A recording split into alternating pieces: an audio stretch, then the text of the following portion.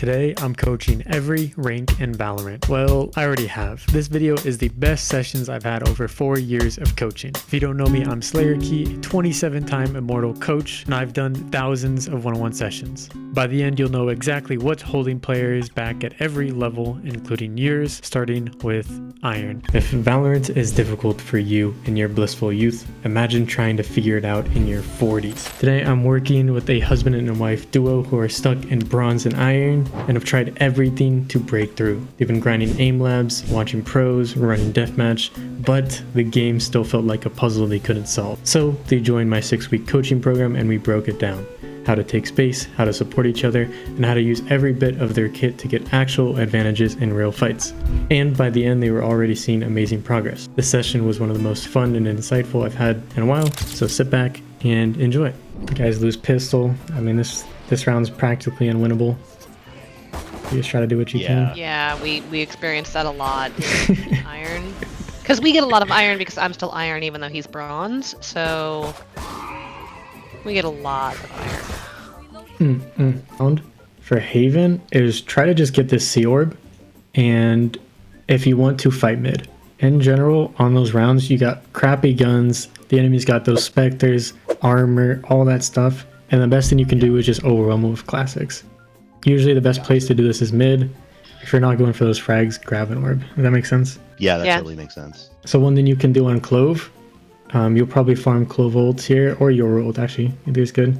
Just smoke top mid, grab that orb, and then go back mid. Easy strat right there. Our economy scuffed. Oh my gosh, I see what you're talking about. What the hell is going on here? No one's buying? Iron and Bronze. This is so absolutely fried. There's no way around it. We got a full buy here, 100%. Why do we have to full buy here? Yeah. Any knowers? Because they already have full buys. True. And then what happens if we lose this round when we buy and they also full buy?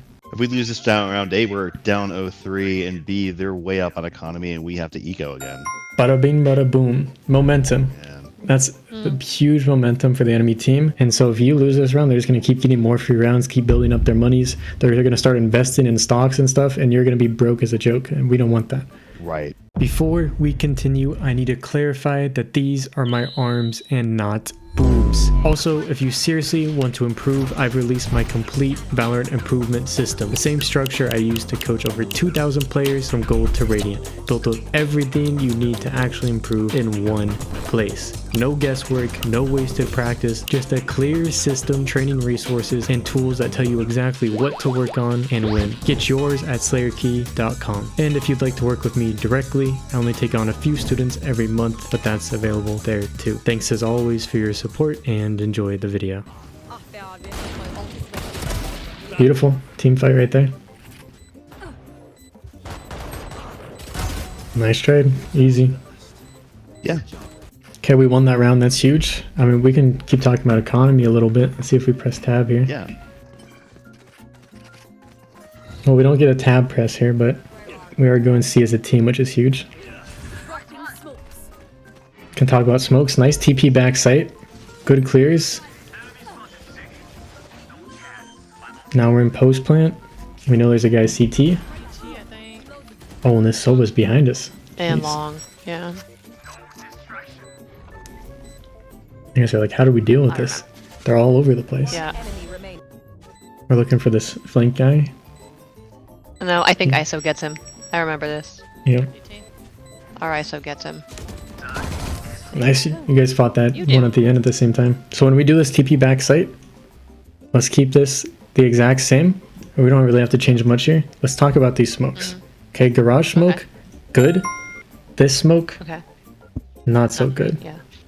Okay. Why is this smoke maybe not so great? Because he's backside already. Yep, good. And another situation also happens. What's the other smoke? Like, what's the default smoke when we think of another one here besides garage? It's C. I mean, the default would be CT, but playing with Yoru, you could smoke him so that he has something to flash out of. Sure. I mean, you guys could absolutely do something crazy like that. I'm 100% down. Yeah, the other usual one is that CT one. So yeah, another reason you kind of want to avoid the site smokes on attack is because your actual goal when you hit a site is just to secure the site. Put the box in a big to-do list box and be able just to check it off. Be like, yep, Site's clear. Completely clear. And what that allows you to do is then focus the other, what I like to call dangers that come out, right? There's CT, there's that flank guy that popped up, and there's garage. When you take C site, these dangers are there every time, right? So that's why this step's kind of so important. This smoke, what usually happens is it's actually a really good defense smoke. If you want to go out on defense side, you can throw the smoke, and then your only danger is the right side. Part of the reason we usually throw these default smokes is for that reason. And then I also like the other addition of maybe we do some weird like plat smoke for him, so we can TP inside the smoke, flash out of the smoke. Sounds cool. You guys can absolutely cook that up. Yeah, the next thing is these dangers, right? So you guys kind of talked about, oh, we need to take these dangers at the end together. So when I show you these dangers like this, flank, garage, CT, and then all of a sudden we find out where both players are. So there's silver flank here, and then there's ISO CT. The question is, what do we do now? The options are smoke main and try to crossfire Isolate. CT Yeah. and isolate ISO basically, or go the other way around, smoke CT and try to isolate main. That one's a little trickier because that's a longer fight. Mm-hmm. So I would probably try to smoke CT or smoke main off first. I think one of the other options that I would do if we had no utility here, Yeah. then I'm thinking we just push the ISO if we know the ISO is coming CT, try to win that fight or at least get a trade. Yep. And then isolate out the Sova from there. Okay, so instead of we're just straight up sending it on this guy. Yeah. Let's talk about it. If you want to win this fight Yeah. on this guy CT, how do you do it? We would probably try to double swing this. Sure. Double swing? You could split though too. You could go one garage, one CT. You can Oh, swing yeah. CT one Now we're garage, abusing yeah. that open space. Yeah. I'll give you Yeah. something else. Okay. So you guys hit 2 of the 3 advantages we have in this game. Okay. Well, actually, no, I'm lying about that one. There's 3 advantages in this game, though. There's guns, there's teammates, and there's abilities. What have we yet to use? Well, if we're assuming no abilities and we're assuming it's a 2v2, all we have is guns. Okay. What kind of guns are we rocking? We've got an Ares. Spectre and a Ares. Spectre, yeah. Okay. So they definitely have better guns in this situation, most likely. Okay. So what kind of fight do you want with the guns you have? Definitely want a close fight. Definitely do not want a long fight, especially with a Spectre. Good. So the option of hiding is not a bad option, but if you're hiding somewhere, we don't want to be hiding like Plat with the Spectre. And I would even say Ares. So we want to hide somewhere also on site. Okay, so we have something with guns, we have something with teammates, and the last thing is abilities. Okay, if you guys want to absolutely fry this guy, what kind of abilities can we rock with it? At a bare minimum, we can try to TP behind him, flash to mask the TP, and then try to crossfire him that way. You can send the TP past him, fake the TP, see if he turns around, and go for that play. You can just flat out try to flash around the corner and see if you can blind him before peeking. There we go. Got the whole arsenal there. That's beautiful. The one I want to kind of implement into, and I teach this to all my controller players, is close smokes. And what this basically means is a smoke you can push into and take a close range fight. Okay. So what this would kind of look like is right here, you smoke CT, and then you take the Spectre and Ares, kind of close range guns, and take the close range fight there. Yeah, so kind of Okay. using the smoke to close the distance. Yep. And that's actually what this smoke is too. It's a close smoke that's not your traditional all the way out there that lets you Yeah. take close range fights and get closer up on people. Yeah, you still have the Ares though. Yeah, I noticed that.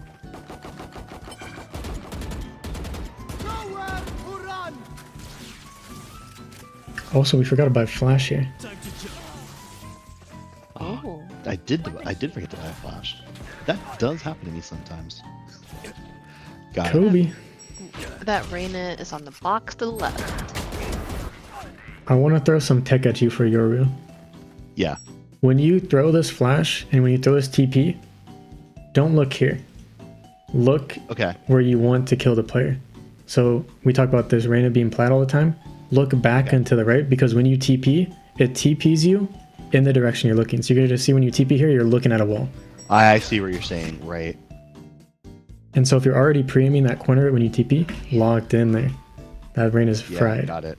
Also, to put this concept further, we want to secure the site to focus on the dangers, right? Uh-huh. So our gameplay should reflect that. After we kill this Reyna, is there anyone else site here? Yes, no, maybe so. Do we think there's other players site? So when we check off all the site, we should be able to look CT and garage instantly. Okay. Right, you talk about pre-aiming. Pre-aiming the next threat is really important. And you see what Sova does is he just walks out, gets into your smoke. All of a sudden, this guy's backside on us. We're getting shot from all angles. He's got an Ares too, the best gun in the game apparently. So we're getting rolled and smoked. So the concept here, also for your garage smoke, make sure this is always in the choke, inside. Don't let it go out because this is what it allows them to do. Super sweaty controllers, this Ceylon smoke, they do it all the way down here so no one can flash out of it. If Phoenix can't come up here and flash. But always making sure these are deep and you can't just allow the enemy to walk into. Oh, we got our judge. It's ult time. It is all time. I'll handle this. It's you and me. Oh, we could go kill that ISO CT. If we're hella troll, we go do that. I think that's what I was thinking about doing, and then I decided I was going to check the rest of the site first, make sure it's clear with all the stuff. Oh my god. You just walked right up. Beautiful. Smokes there were perfect too. That's exactly what we're looking for. Face your fear. Oh, she's the one who's actually deaf from this ult, okay. One enemy remaining. Zero sound on that. Yeah, I mean, no one's turning around. What the hell's going on in this lobby? One thing you could look for here, Teal, when you see him going like butt wild, like deep into enemy spawn. Yeah. And you kind of know this player's heaven. You can see you're looking up here. Is try to throw your decay to like assist him with this kill. When you see him trying to run up here and see, and this is really only when you can't push spawn with him. Like here, you're like, I'm getting the hell out of this fatal. I think we definitely gotta like talk mechanics at some point. Maybe we should just do that now. So there's two really important aspects to fights. Okay, one's the two-straight flare, which you guys already know about. This is what we're gonna do in the range. Little back and forth two-shot. The next is actually just like how you take fights. The real thing that happened here is when you peaked it rounded. So you peaked it kind of like this. AD, yeah. Yeah. And T peaks are basically just like the letter T. So I'm peeking this angle. That's the bottom of the T, and then I'm peeking the top of the T, which is just A and D, which what are you talking about? So that's part one, and then the part two is the angle advantage. To really explain it, I play right now, and I'm trying to fight you, and you see how much of my body gets exposed here, even though I can't see this player at all. I think right here I can see just a little bit, and you can see half my body is basically exposed already. So angle advantage is going to absolutely fry you if you don't do your peaks right. If you're just holding an angle, sometimes you can see you if you peek it right. Like if you're playing, here, it can absolutely fry you. If you're like slow clearing like here and you're playing close to the wall, because right here you're gonna start being exposed, and this guy's just already gonna know where you are. Gotcha. So a lot of times, like the way I've always taught it is just put your butt to the wall whenever you do anything. Just always put your butt to the wall. So if you're peeking garage here, butt to the wall. If you're peeking CT. And then the second thing is the A and D peaks, the T peaks. Yeah. It's really weird, but you kind of just want to get comfortable running around. And whenever you want to take a fight, if your butt's always to the wall, you should be able to just A and D peek anything. The T peaks is a nice way to simplify it though. Like whenever you want to fight an angle, just being like, okay, there's a guy garage here, just peek of A and D.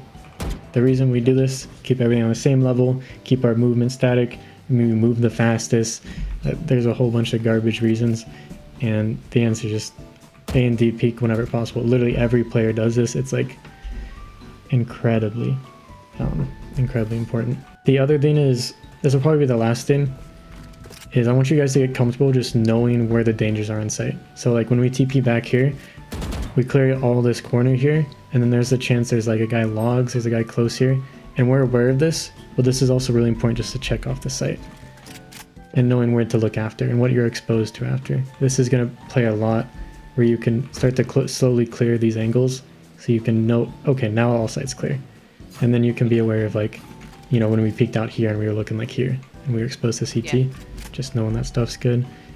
Yeah, any questions about the game you guys have specifically? Any questions about your agents? Any questions about Haven? Like literally anything with this extra time? I think for me, for Haven, it's Let me start this from a going. controller standpoint, it would be when you're on attack. What is the best strategy for smokes if you want to play that mid push? The default is this one and this Yeah. one, and you smoke it when everyone's like right here. Usually the counter smokes like here.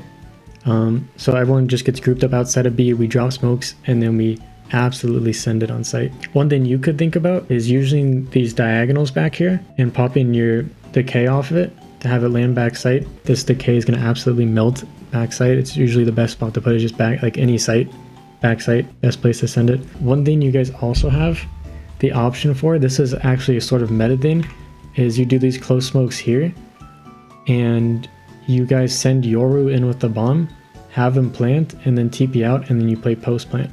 This is actually low key meta too. The B post plant's pretty nice. A lot of wraps through garage. Yeah. There's also a chance for A wrap, but that doesn't really happen. But B post plant's actually pretty nice too. I think the only other agent problem that I find myself diving into with Yoru ends up being the random TP that gets me killed. To be honest, like this TPCT, you should have died here.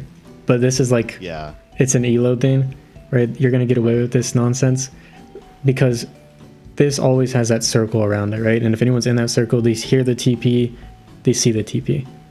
Gotcha. So that's your consideration for any situation. You can throw this TP, but you just have to throw it before these rotates come in and before they notice it's a thing. Higher elo players throw this TP all the time. It's an insane TP, but you have to get it so it sneaks behind them before they notice it. Gotcha. So it's more of a timing thing than anything else. Yeah. And that's your major consideration. Like when you throw this C1, you're going to be fine. A lot of times you're going to be fine. No one plays close enough. It doesn't show the range on here, but I think you see it too when it gets thrown. It's not that big. It's probably like yay big. It's not terribly big, but you can definitely hear it before you see it too. Mm-hmm. All right, cool, man. Awesome. Well, thanks. This has been awesome. I appreciate it. Set that up, guys. See you next week. All right, cool, man. I'll get this to you ASAP. Yeah. Peace. Thanks. Thanks. Bye. Bye. In this video, I'm going to be coaching a silver arena who has issues with their awareness and serious problems with their mentality. They expected themselves to match MVP and base their performance off how many kills they got. This is how it went. Sit back, take some notes, and enjoy. What do you think is like the major thing that's holding you back right now? My aim, easily. Like what part of your aim is horrendous? Everything. What do you do to like help with their aim? Absolutely nothing.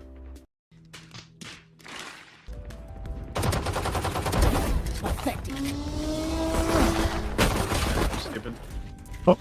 Nice try. Here, one thing I want to throw at you. You might want to change your minimap settings. One Like what? enemy remaining. Here, I'll give you something. Just turn keep player centered off, and then turn both those dials to max. That old man out of the nursing home. Okay, what do you think's like the improvement from last round? How could you have played that better? Like, I probably could have placed myself better, like behind the box over here, maybe, or like played this wall better. But like, it was 4 people swinging me. I don't know. I also feel like I rotate a little too quick. Yeah. Here you usually wait for like intel before you go over, and then you just want to be careful what you're giving up. So right now, like your Yoru has arcade, so you should always be like guns out, ready for aiming.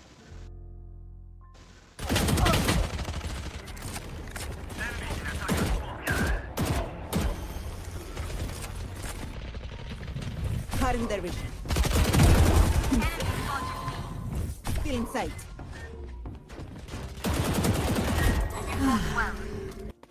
Okay, and you want to think about what place is open right now. They killed it. One enemy remaining. Spike. So one thing you kind of have trouble with is just like using the minimap to gauge like map control, like what spots are open right now. I kind of forget to look at my mini maps, but I kind of wanted to kill, so I went like main. Yep. Yeah, but if you want the kill, you can use the minimap there and just find where they are, because everything else is clear but arcade. Do I buy here?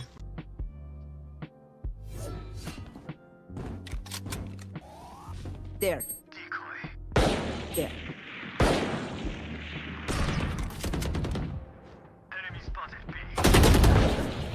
Nice try, nice try. My aim or my crosshair was too low. Before you rotate anything, look at the minimap and see who's watching what. Cause there, Okay, yeah. you kind of rotated Down and out. to watch an angle two people were already watching. Like you're the arcade watcher. Know what Okay. must be done.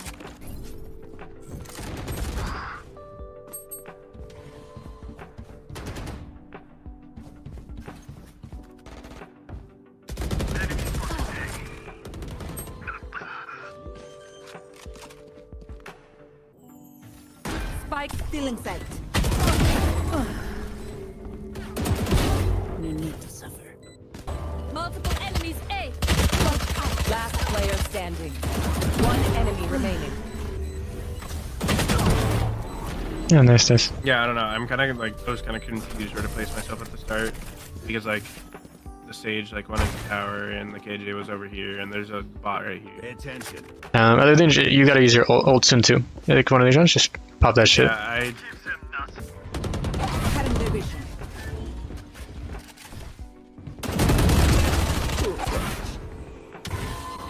Sight. Oh shit, you're a little crazy. Nice. Down. Only small thing is be careful with your flashes. Be careful throwing like a panic flash. Panic flashes usually just gets you timing. yeah. I wasn't like trying to panic flash there. I knew they were gonna swing me and I didn't know what else to do. When you think they're gonna swing you, just hold the rifle. You're better, demon. Spike. One enemy remaining. Enemy spotted B. Okay, okay. If you don't pop ult next round, it's over. It's over. I always like their don't. day. I hold alt and I just never pop it because I'm always like, oh, I don't need it this round. We're doing fine. Like, At this point, just use it. Like whenever you expect to take 2 or more fights, just use it.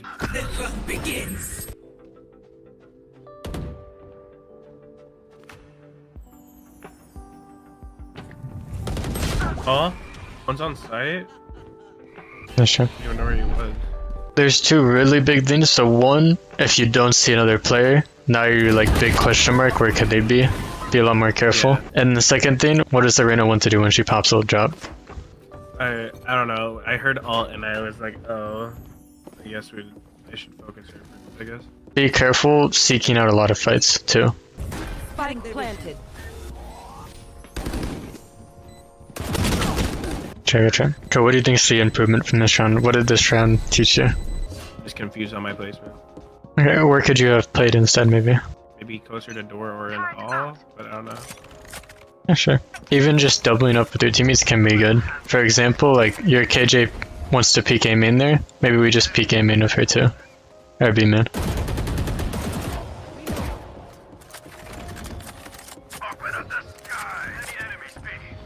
Spike. Same thing here. Like your teammates are all doing different stuff right now. Like they're all pushing through arcade. Alarm bot's here. So you're just not gonna be able to do much this round. Cause like all the action's happening elsewhere.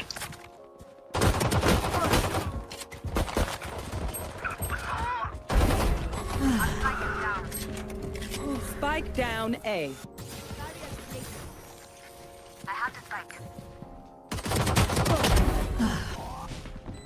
One enemy remaining. One thing I'd be careful of is you get really scared around smokes for some reason. Like you get a smoke, you get smoked off, and you just don't know what to do. Yeah. This is where you read the minimap a lot more, right? You just have to kind of read into the round or the player you're gonna fight. For example, like when you get smoked off there, it would have been like a more solid play to just jump through the smoke and catch the rain off guard instead of taking like the 50-50 fight. I feel like I'll just die if I jump through smoke, I guess. I got Yeah. That's why you read into it, so you can still get like some advantage. Still in sight. Yep, we're sure. So where do you think that Sage was spotted? I don't know. Here, I guess. Yeah. The other thing I'm trying to get you to catch up on is like, you're missing out on intel. So like, was that Sage spotted before you pushed onto site? I wasn't paying attention to my minimap. The other thing to realize is like everything in Valorant gives you intel. Every little thing that happens gives you some bit of intel. Like the Reyna dismissing there, her trying to spam through the wall. Be aware. She was also shooting on site at your teammates. Yeah. something can be fixed with comms, but like the better player would just learn to be observant. I'll handle this. I got the spike. You will not. The heck? Remaining. 10 seconds left. Okay, we'll take it. We'll take it.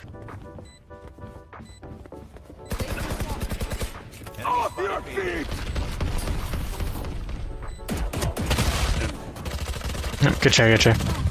Everything that's happening now is just reading into the situation more. So like, how could you have known that Breach was gonna ult site there? Probably like a shot, like if he shot or something and I looked at the minimap. I wasn't really paying attention to the minimap at the time. Does Breach have ult right now? I kind of forget to look at all. Spike down A. Fuck, I thought she One went up. enemy. Here's a good example. Like, what do you think the Brim's gonna do when someone plants? Yeah. Yeah, I didn't even know he had ult. I just really don't pay attention to ult. Especially on fracture, it's a really big deal. Yeah, A lot of this very map is based on frequently, ults. Like if I don't have a great team, like no comms or something like that, or like I tend to just like throw my E very frequently, I'm like completely broke because I feel like oh, I have to just buy every single round because people aren't getting their picks. Yeah, well, I can kind of get the thoughts behind that. You think that's like the ideal thing to do? I mean, no, I don't think it's the ideal thing to do, but like, I mean, some situations I feel like I need to buy and that kind of thing because like we're really far down and I need to win one or something like that. A lot of Reynas have this type of mentality, like, I need to be the hero for the team. So the hero mentality usually means like just more risky plays. It usually means like more rounds lost because you're trying to do everything for the team, which is just very hard for one player to do. Remember that your team's your team and you can still like play off them even if they're being really dumb. You can just bait them and get their trade.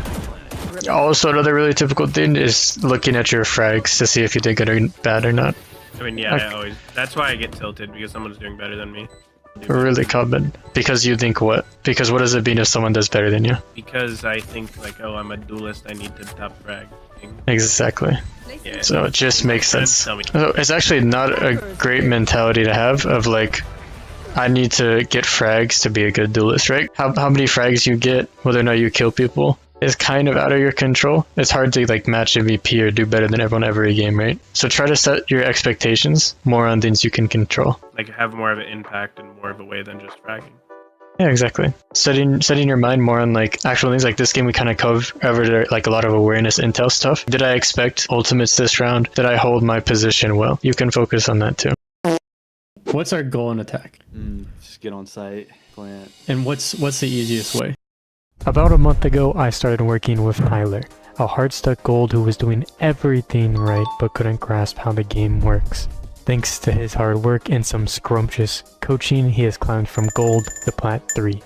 This video will be showcasing a key session, pun intended, we had this month. We'll cover the meta behind attacking, defending, how to stop overheating, and more. So grab your notes and lock in for today's session. There's something for everyone. Enjoy. Oh, is this okay? Because the Sage was doing this, so I was like, okay, I'm gonna start wallbanging it too. But I didn't know if it actually was right here. Yeah, you can bang this. It's really a bad idea, though. It's Yeah, I really... saw Sage do it, so I was like, okay. Fuck it. Yeah. Monkey see, monkey do type shit. Yeah. Good. Make sure I'll clear all the site. And this is also really thorough. Yeah. This is really thorough. I know. So let's just see how often this happens. Okay.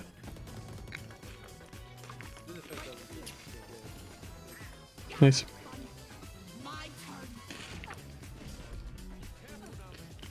Fight with your team here. Okay. Yeah, I was trying to. I wanted us to rotate, so I was saying it now, but.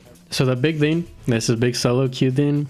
It comes up duo to a little. It doesn't matter what you want to do if your teammates are doing something else. Or when you first decided to rotate, right? You're like, all right, I'm reloading. There's a judge. You're like, I don't want to deal with that. I'm like, that's understandable. Yeah. But then I look at your Phoenix and he just stands there and fights. And we just get disconnected from our team for a while. And he actually ends up killing the Clove.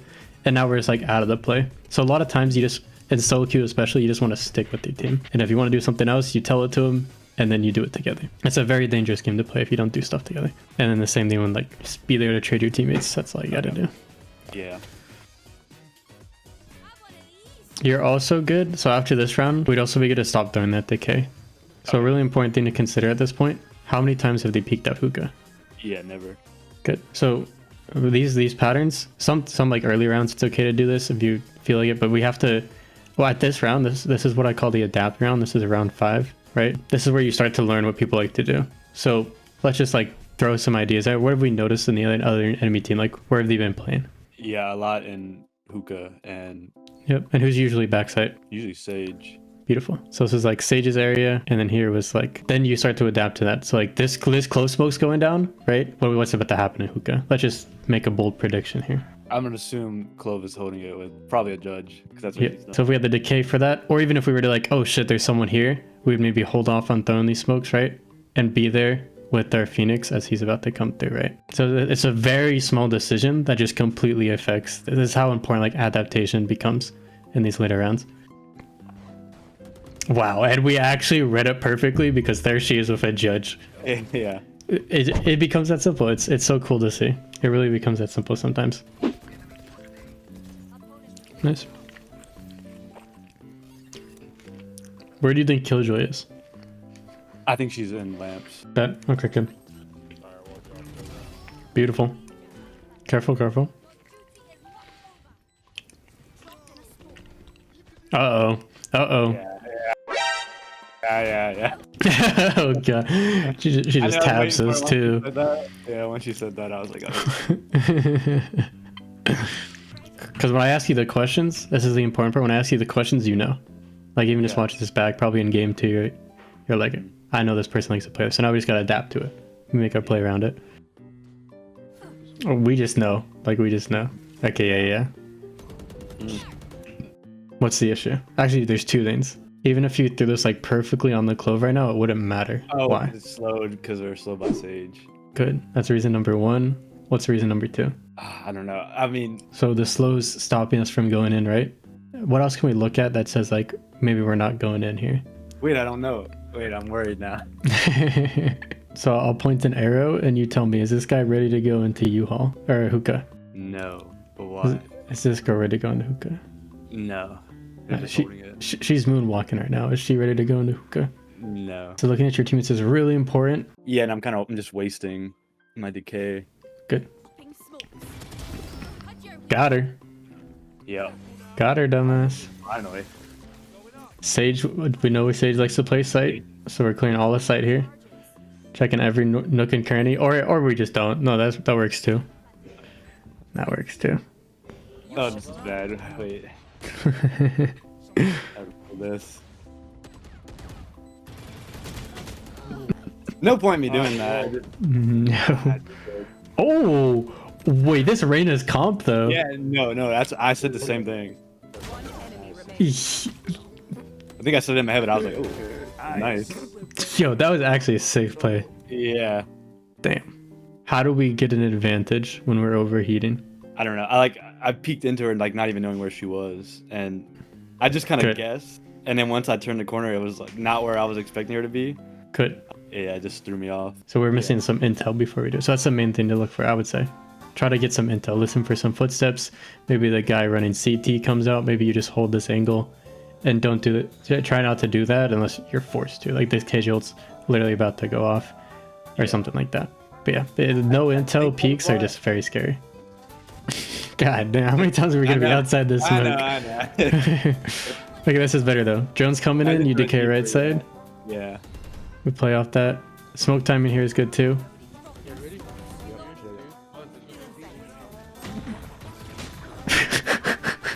Yeah. Okay, they're savages. Okay, maybe we stop going hookah. Yeah, I thought about it after the game, and then I was like, wow, I think we went B like every round. I never know what to do on offense. Like I feel like I'm lost. I've always felt strong on defense, and then offense, I usually just like lurked. So, what's our goal in attack? Just get on site, plant. Yep, we're trying to get inside, defend. And what's the easiest way? Like, let me say, like, if we go through hookah and there's 3 people in hookah for judge, is that the easiest way to get on site? If those 3 people are in hookah and we go A instead, there's only 2 people there. Is that a bit easier? Yeah. Yep, perfect. Attack is literally just like finding the weak spots. This is literally all it is. Like the showers player, they don't play showers. Let's go showers. There's a jet opping lawn. Let's go short this round. The close playing hookah. Hey, let's not go hookah. Let's instead go lawn. And then she's gonna have a short range gun when we're coming out lawn. So that's the goal, and how we do this, and one of the key things that we're kind of missing is trying different lanes, trying different spots. Like showers, I don't even know, is there a showers play right now? I don't know. But like trying these different spots and just poking around a lot more. You don't have to kill anyone, you don't have to, you just need intel. You just need to be like, where are these players? Truck smoke would be good here too. Yeah. Close truck. If you ever want to smoke off heaven, I would always do that truck smoke. Okay. And if you're going from showers, you throw the 1 by triple. This is the one time you're okay to overheat here potentially. Is it because I only have a sheriff? Yep. Okay. Eco plus one other thing. You can probably find it, but it's it.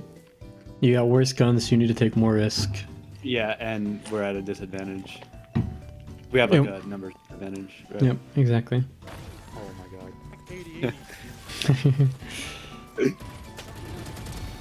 Different. Oh my god, she is close of a shotgun. I mean, you should have that read. Like, come on. Okay, I did. In my head, I heard her and I knew that she did, and for some reason, I still did it. I know what your thing is. You've been playing too much unrated. You are one cocky motherfucker. 100% agree. This is a beyond cocky. Okay, so again, this game's a wake-up call. I feel like I could win every fight, so I just want to fight everybody because I just in my head for some reason I'm like, oh, I could win that. Every time we think about overheating, we just need to ask, do we win this fight? So overheating's an easy fix. All it takes is you recognizing that you want to overheat and deciding not to, or deciding to, but you do something beforehand. So maybe this is like, we make sure we have decay here, or you wait for your teammates to drop off hookah. Just something to throw off this play, right? That's what you want. This is an over rotate too, by the way. Like Yeah. big over rotate. I realize it. I do. I can go back. But the big thing here, gather intel, right? We think about the intel we gathered. We see Sage. That's it. That's one player. We're crazy. Yeah. Because what's your goal in defense? What's the big thing for defense? To stop them from coming into sight. What's the best way to do that? It's a little trickier. Okay, let's do it this way. So it's a 3-2 split. They're going B. What does the defender want? I would want to hold them back until the A rotators can like help us like come to sight with us. Like there's a stampede coming at you, right? 5 people. You're just gonna play retake. That's a perfectly fine option. And then now you play the 5-man retake and then you come out. The trick here is a little bit different. Your goal is to get intel for which site they're hitting, and then do your best to isolate a player, because odds are, right, the attackers are gonna hit stuff together. So defense is really like a big intel game, right? Let's say you jump spot lawn at the start and you saw the 3 of them here, right? And so when you go back here, these A rotators are like already chilling here. They're already here. So then now you're already ready to go out and you guys can like flood or like play off stuff, and then you have a bunch of util when they come. So that's nice. That sounds nice, right? Yeah. So that's your goal. So there is a little bit of an ideal scenario I kind of skipped over, but instead of just playing for retake here, you could also try going for 1 and then going for retake. And there's one key thing I left out here that I feel like we're gonna do anyways, and that's waiting for intel before we throw the smoke. That's another big key thing. This is a util usage thing. For you, it's even more important, right? Because your smokes are like paper in the wind. Yeah. Like they just go away instantly. So listening for that intel is really important here. Okay. And they get a okay. GG. 4-man retake should be okay. Drop in a smoke. Last player standing. 40 on Sage, 30 on. This smoke lost all the impact in the world. Yeah, because they're already up. It's not really blocking anybody, right? Yeah. Think about it this way. When you go U-Haul, your pattern's like this, right? When you're coming in from CT and you think you hear someone in U-Haul, how do you isolate this player with this smoke and keep it close range for your classic? Smoke it a little bit deeper, like block off. Oh, I don't know. Okay, I can throw some options at you. You can do this. Yeah. It's a little silly. I've honestly never seen the smoke in my life, but it kind of accomplishes it. Because that's what I thought. I'm glad you said it was silly, because that was my first thought. So that. The other option you have is like here. They're going to path into U-Haul. They're going to be scared of that smoke. It also allows you, if they don't end up going U-Haul, or if you kill one U-Haul, to play into it. Yeah, okay, I like that. The one I personally throw that I love is this one, because it goes on top of the planter, and you can play in it from like this left side or right side, and then just like peek and right click, or you can just sit in it and you can try to isolate one that will play. didn't even think about that. So it's just those two things. You just want something closer into the classic. Anything long range here, that's why I don't care about these fights. It's like, we didn't even have the gun for it in the first place. Yeah. Yeah, I don't play in my smokes ever, so. Close smokes Yeah, are a watch game your changer. Agent Master. I watched it after, I think like right after this game. And when you were talking about like in Oh, smokes, yeah. like with shotguns and stuff like that, I was like, oh yeah, that is smart. If you want to have your own, oh yeah, that makes sense moment, you can grab the in-depth playbook I made just for Tyler, check out the Agent Mastery classes, or dive into tons of exclusive content that will help you rank up. This is all available on the Ko-Fi, where you can even book one-on-one coaching sessions just like this. What are you waiting for? There's a little something for everyone. The link is in the description. Huge thank you to everyone who supports the channel. Peace. We think about the Clove who's playing hookah the entire game. That's all Yeah, she's yeah. doing. Small thing for this round, when you lose pistol, don't buy abilities. I bought the decay because in my head I was thinking like, well, if I can decay somebody, then maybe I could get like an easier kill with the like just a classic. It can be a good decision if you know what you're doing with it. If you know you and 5 other teammates are psycho pushing down short and you're decaying right side, then I'm like, okay, yeah, it makes sense. Yeah. But if you're like, I'm buying a decay to have a decay, Yeah. it's like, nah. Then always for the second round, if you want to buy something, buy like a frenzy. Close smoke here too. Oh, you're like, oh fuck, oh fuck. 2 showers. I try to trigger discipline and I. 66 clove, 26 jet. Spike planted. Oh my god. I'm just saying, you have a frenzy there, you kill her for sure. I'm just throwing that out there. Yeah, now we're cooking. Now we're cooking. You see, when the Raina told me to do this too, I was like, oh, Yeah, 222. hey, that is smart. Now you don't do anything Oh, because you don't want them. What they're doing right now, right? They're trying to fight you. They're like, yeah. I want to kill this motherfucker. They just keep peeking, and then they're not gonna push the smoke, and then the smoke's gonna go away, and then your Raina's gonna die. Yeah. So it's kind of okay at first, and then you want to like GTF them. Yeah, and just. Wanna smoke again? Yeah.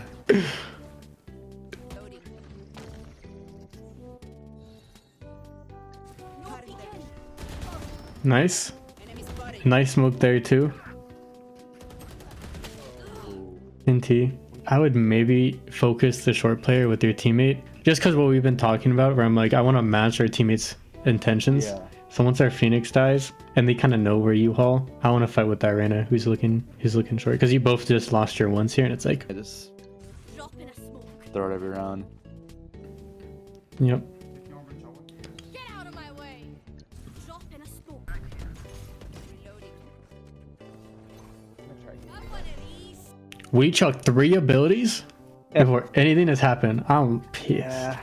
Oh no. I'm pissed. Yeah, it's so obvious though when you say it. I like my clothes a little psycho too, so don't be afraid to do some psycho stuff. Right now we're like chilling back sight, and the nice thing about a lot of these positions here is you're more frontline, so you get the intel. And even like in these lobbies, your teammates don't gather intel effect. Like, hey, I'm about to go back to the start round, and no one's really gathering intel here. Your arena's like towards short, you guys kind of hookah. No one's jump spotting lawn. No one's looking out shower. Comp play here, your arena sees nothing short. You go clear showers with your ult. Okay. And you just find out people's there. No one's there. You go for a flank towards short. Or now you can rotate to B. Don't smoke hookah here. Don't smoke hookah here. Don't smoke hookah here. I know you're going to. What kind of smoke would be better? Now you watch the modules, so you might know this. What kind The of left smoke? side of B, or I guess the right side, like the Oh my god, fire. Yeah. That's it. This is a on-site smoke that lets you rotate through. It blocks the hookah guys, blocks the long guys, lets you play inside the smoke. Gives you a bunch of options instead of like, oh, they're outside on top of tube. Yeah, because when you showed it on the Haven map, I was like, oh, I would have never thought about smoking like onto site like that until you said it. I realized. Fire. The Reyna's going for it again. I had a Reyna actually do this in my lobbies. It was destructive. They're not coming short right now, but damn. That play actually works. Close smoke. Especially when you have a judge, by the way. Yeah. I'm just gonna drill this into your head. Oh! That was bad. That was bad, bro. Oh. The skin. I want that skin so bad. So, like, tunnel vision. Imagine you're in war. Like, imagine you're on a battlefield and like you kill someone and you're like, oh, he's got like a charm on his, I like his dog tag. And you reach for it and you just get respect the drip. I like this round. That's my favorite round. We go showers. No, man. No. This, okay, I don't think we're gonna really focus on this here, but this is the first time I would say like your mechanics kind of cooked you. So I think we should, I think we talked about doing a deathmatch, right? Yeah. I think we should do a deathmatch, or we should do something like a deathmatch next week. Okay. Alright, dude. See you next week. Thanks for having me. Yeah. Today we're coaching Mr. Lowlander. The fish who does tricks is now hoping to hit Ascendant using only Killjoy. We'll take a look at their VOD and find out if they can really reach Ascendant. If so, what will it take? Yeah, when you put it like that, it makes so much sense that This was incredibly informative, so sit back, relax, and enjoy the video. I slept like ass last night, so I'm literally like half asleep right now. Wait, how late's for you then? 9:40 in the morning. 9:40. Oh damn. Can you send me your tracker too? I want to see who you've been playing. Yeah, sure. Okay, I've been playing a lot of Killjoy for the series, but I'm so hard stuck, man. But what's your goal? Like, what are you trying to hit? Because you've hit Ascendant 1, it looks like. Yeah, this season Ascendant 1. Okay, bet. Okay, bet. It's like my goal every time, but this season is bad, man. I'm performing. I have no idea why. Yeah, this fish really needs some coaching. I need your help. But with Killjoy, it's bad. Classic B setup. Placing alarm bot. Placing swarm grenade. Swarm grenade. Nice. The molly's really good, and you get bomb down for your team. Spike here. Good retake here too. Too much. Your pacing's really good in this round. Yeah, nice. What do you recommend to buy like in the first round as Killjoy? I think this is good. The only other variation I see of this is instead of light armor, people just ghost molly. I think either is good. It just depends what you want to do. And you played off this correctly. This is how you want to play off of it. Other than you could think about doing is instead put a turret like behind you here. So it's basically holding the same angle as you, and just give up B and prioritize C until you find out they have a lurker. Right, that's kind of the goal of the B turret, is to find the lurker, make sure no one lurks up. Really good to retake, play off site here once you noticed shit was getting way too crazy, and then you came back out with the team. This was really important. This is really important to have done. It starts good this game, but it goes like worse.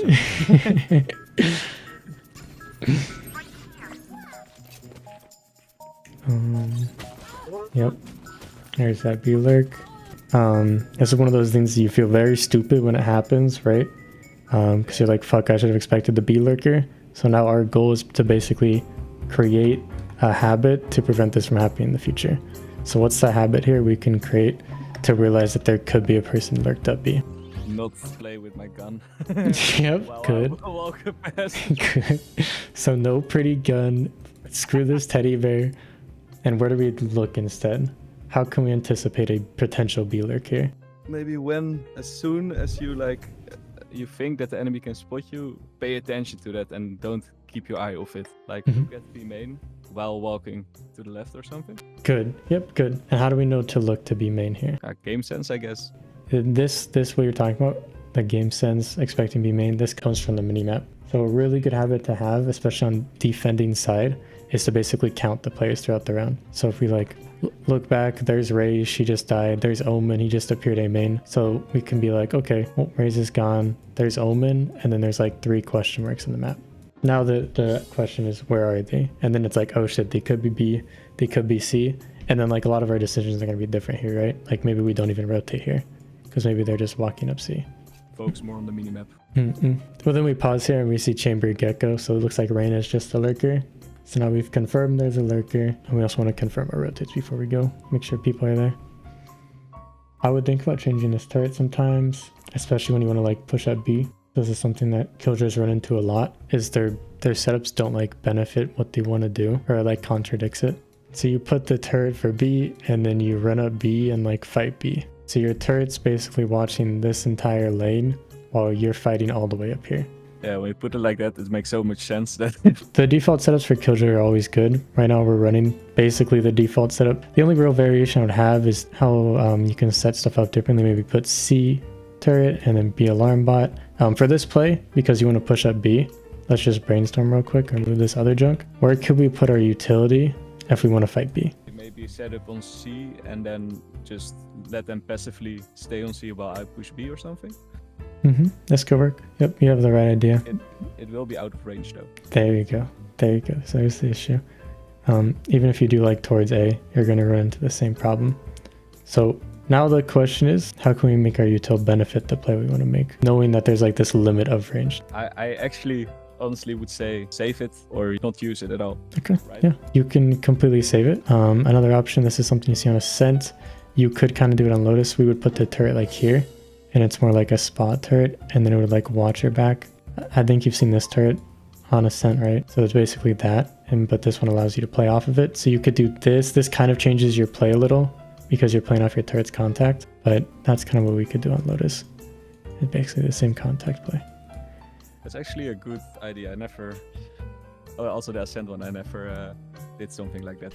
So this is why I like saying like have a few different setups to rely on. A lot of Sentinel impact gets lost when the Sentinel doesn't adapt to what the players are doing, just to like throw some variance so it's not predictable, not as predictable.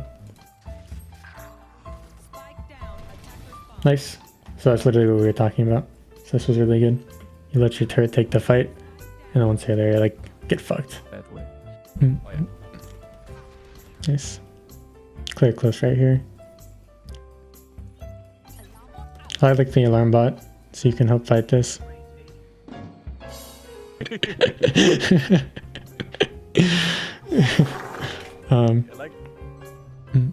I got a feeling like, how do you say it? Not consistent with my aim. Like one round easy peasy headshots, and another round it's... This is a big panic thing. A lot of players have this. You're focused on the angle, all of a sudden your alarm bots get hit, you're like, oh shit. And then you see this player, you're like, oh shit. And so we're like, oh shit. And then we go down and then we cookie cutter the enemy. One thing you can do with this that's fun, there's like pressure tasks you can do in aim labs. But this is kind of the best thing, is you have to be comfortable with pressure. I would like to see you, so pre-round, I want to get this figured out. We want to get you already set up and like prepared to basically control this space. We want to get you set up to control this space. And we do this, we do this. Everything's okay, but then all of a sudden, when we play back here, this space just becomes dead. Why does it become dead? Nobody's holding it. Yep, perfect. So that lack of intel, especially on this map, is going to really screw us sometimes. Especially against this team, they're playing a bit slower. You want to kind of grab intel, and you know what to do if you want to grab intel. What do we do? Quick peek and when you see someone fall back, or... Yep, perfect. Or maybe place your alarm bot next to the scent instead of in main all the time. Or Yes, I don't know if people would just walk around it, or if they would accidentally walk into it. Or you can maybe put the turret, treat this like the Ascent A main turret, and then put the alarm bot over here. There are times where like you're going to face teams where you can just grab all the space for free, and it's so nice. But here our rotates are going to be a little scuffed, because remember, goal on defense is to get intel. We saw random flash A main there, and there's one player B, so we're missing like 3 players. We need more intel. It's really bad as a defender to be intel starved. Okay, different full commit C setup, full commit. Here's another intel starved moment, but it's actually like very heavy in your favor. So how do we know this is like very likely a C pusher? my teammate chamber is pushed up a lot, so they are not C. Beautiful. And not A, I mean. At this moment, it could either be A or a C or B. Perfect. That's exactly what we have. We see our raise start to scale up B. Doesn't see shit. And this is like, oh baby. All this comes down to just how we gather intel throughout the round. Here we can basically guarantee you get one and get traded. Or that. Or the raise just ults nothing. Sweet. Yeah. You gotta love it. Good.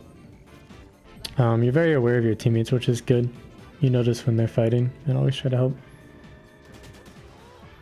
Good to fight, not much else to do. I think like high elo is more decision making or aim based.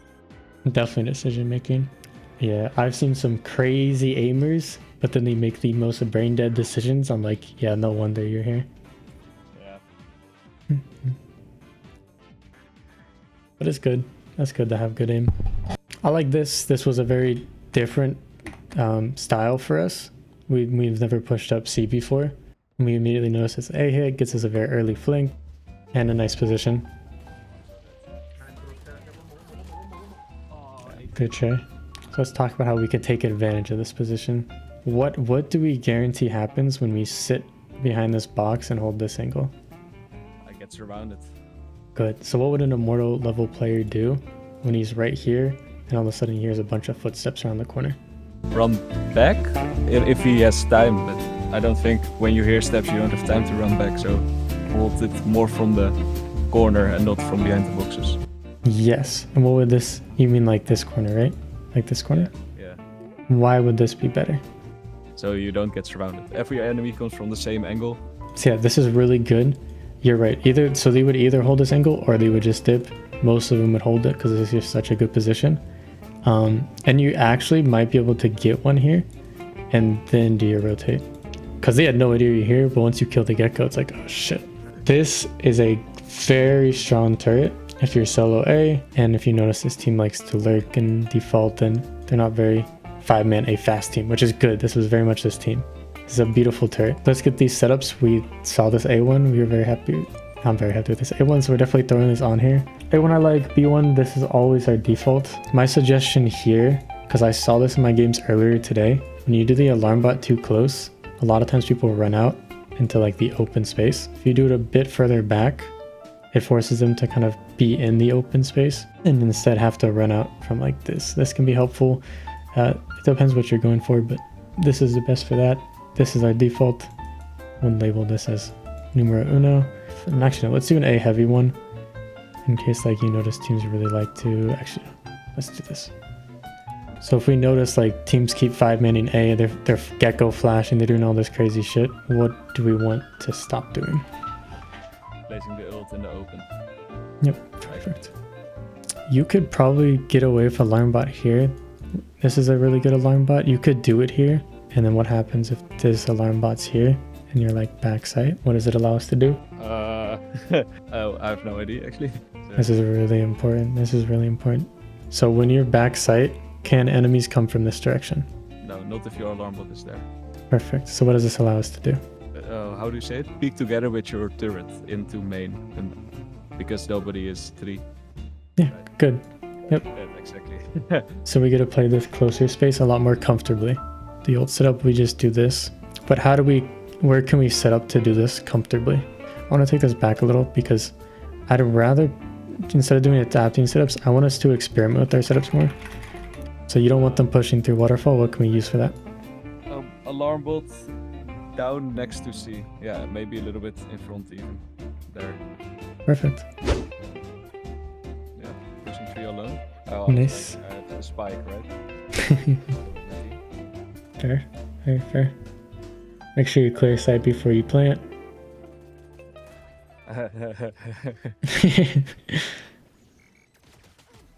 Oh. Sure. So that's why we clear sight before we plant. You can see a lot of this VOD. We're just getting caught off guard by dangers. This is more attack sided and it's kind of less your role, but still important to consider because I see your teammates is just breaking down the site into dangers. So like basically when you push site, right, this is what you're worried about. There's basically these 3 major sections.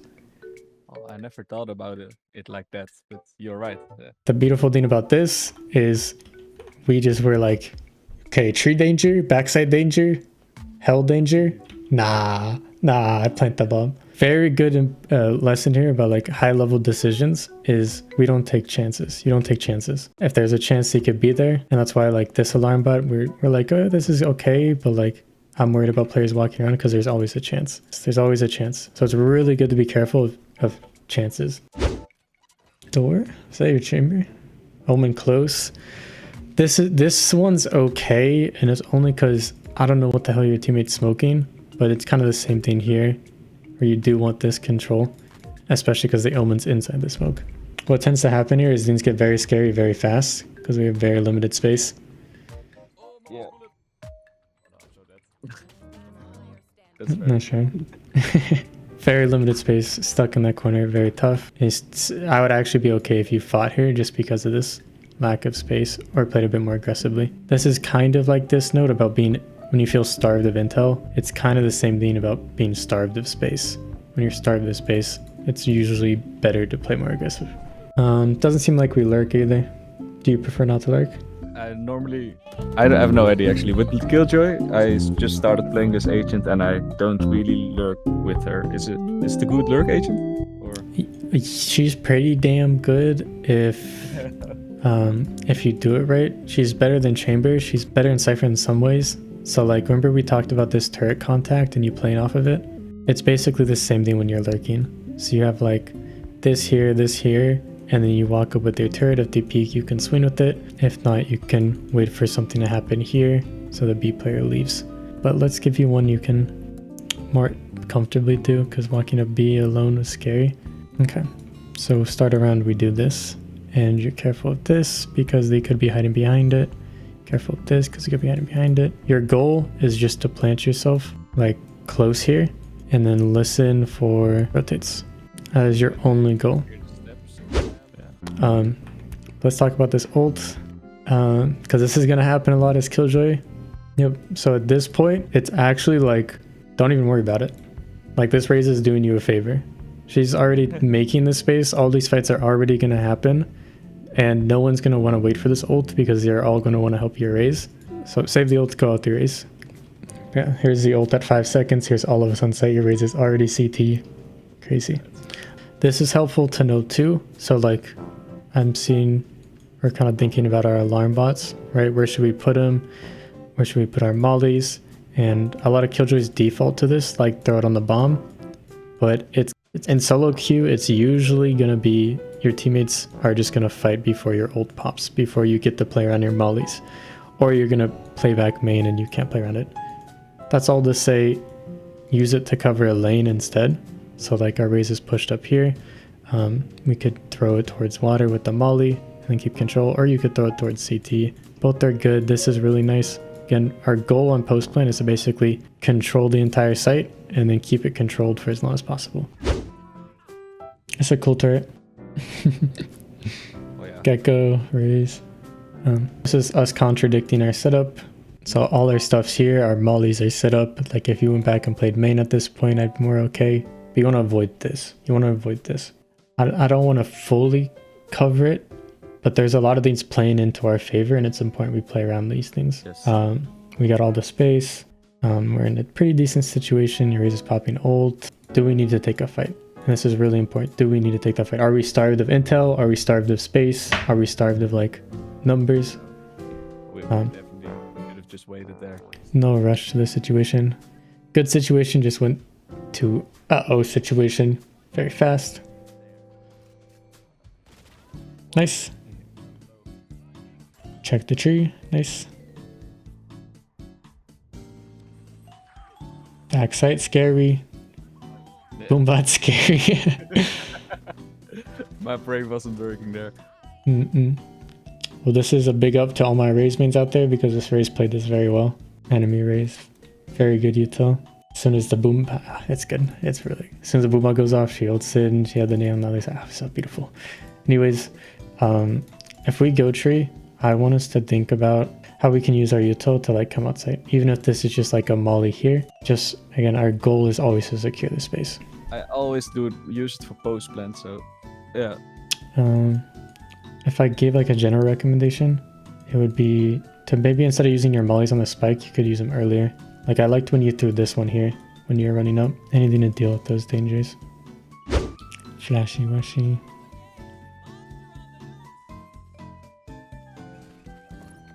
This guy's close left. You're like, huh? Here's another good time. Here was another good time to potentially throw a molly. Or throw an alarm bot. There's a guy right here. We're scuffed. The smoke's weird. They're playing very aggressive. It's good to throw an alarm bot in the smoke. It's good to counter it. So... don't be like your Raze.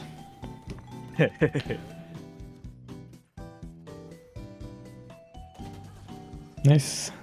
Oh, okay. What the? No idea what he was doing. Omen decoy. By the way, this is the same Dean. We push B, and it's not about whether or not someone is here or not. It's about could they be here. Immediately pull out a knife, and then all of a sudden, nope, shit, there's another guy. So. Yeah, if Omen wasn't AFK, you would definitely kill me.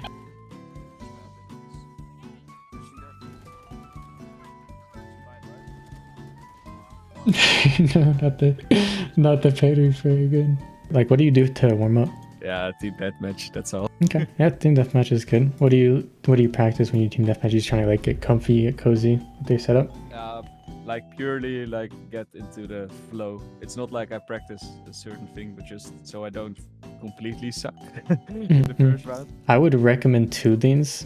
One which I recommend to most people: when you do deathmatch, only do a 2 burst into a strafe. Yeah, I'll get a good visual for you. I will watch that video fully when we're This is what it looks like. Just a 2 bullet back and forth. It's just a good habit. And then my second thing for you, and this is mainly for you because we see this a lot, and it's gonna feel like shit when it happens, is unbind crouch.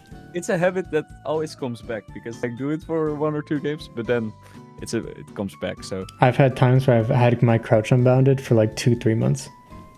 oh, so and then you definitely. Nice. This is another time we have a lot of space, so we wouldn't put the alarm bot here. You'd probably put turret to hold the lane. And alarm bot to hold the lane.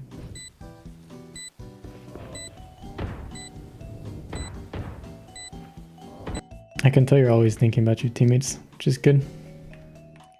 Very good.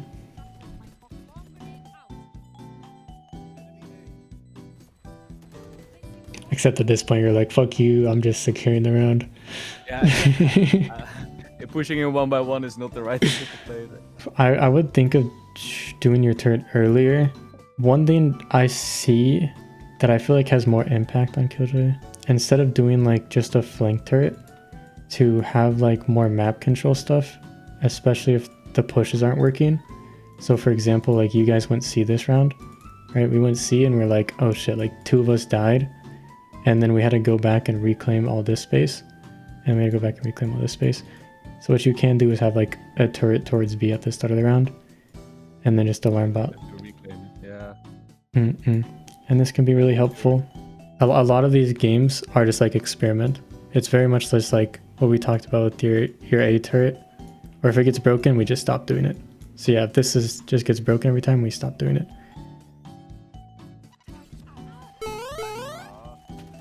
Finesse. Okay. The rest of this game is pretty boring. And with boring, I mean we lose.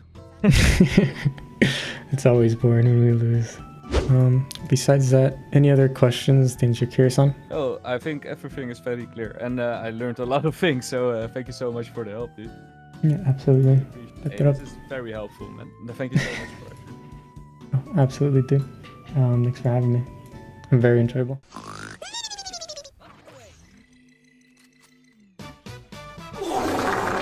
What is that flag for? Your utility is trash, and so are you. I'm your coach Slayerkey, and count your pennies, because in today's video we'll be coaching a diamond gecko whose util was worthless. Luckily, by the end of this session, they learned how to effectively use their util to gain an advantage rather than lose one. How hard is it to break this eye if you're the player tiles? Okay, what happens if you throw an eye that lands right here to scan the people tiles? Perfect. So that's exactly what we're doing with our gecko flashes right now. And stick around to the end where we cover the role of initiator and why your entries never follow your util. Enjoy! One more top mid. 2 top mid, nice positioning here.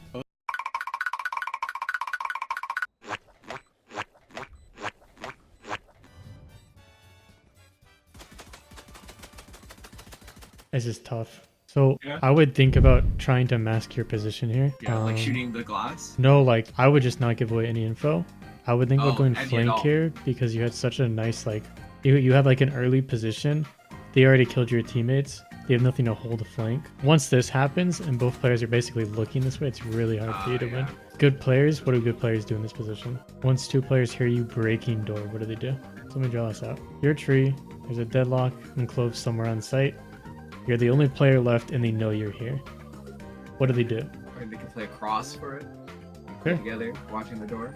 Sure, they can do like this. And then when you come into this situation and you have 0 intel, Yeah. how does that feel for you?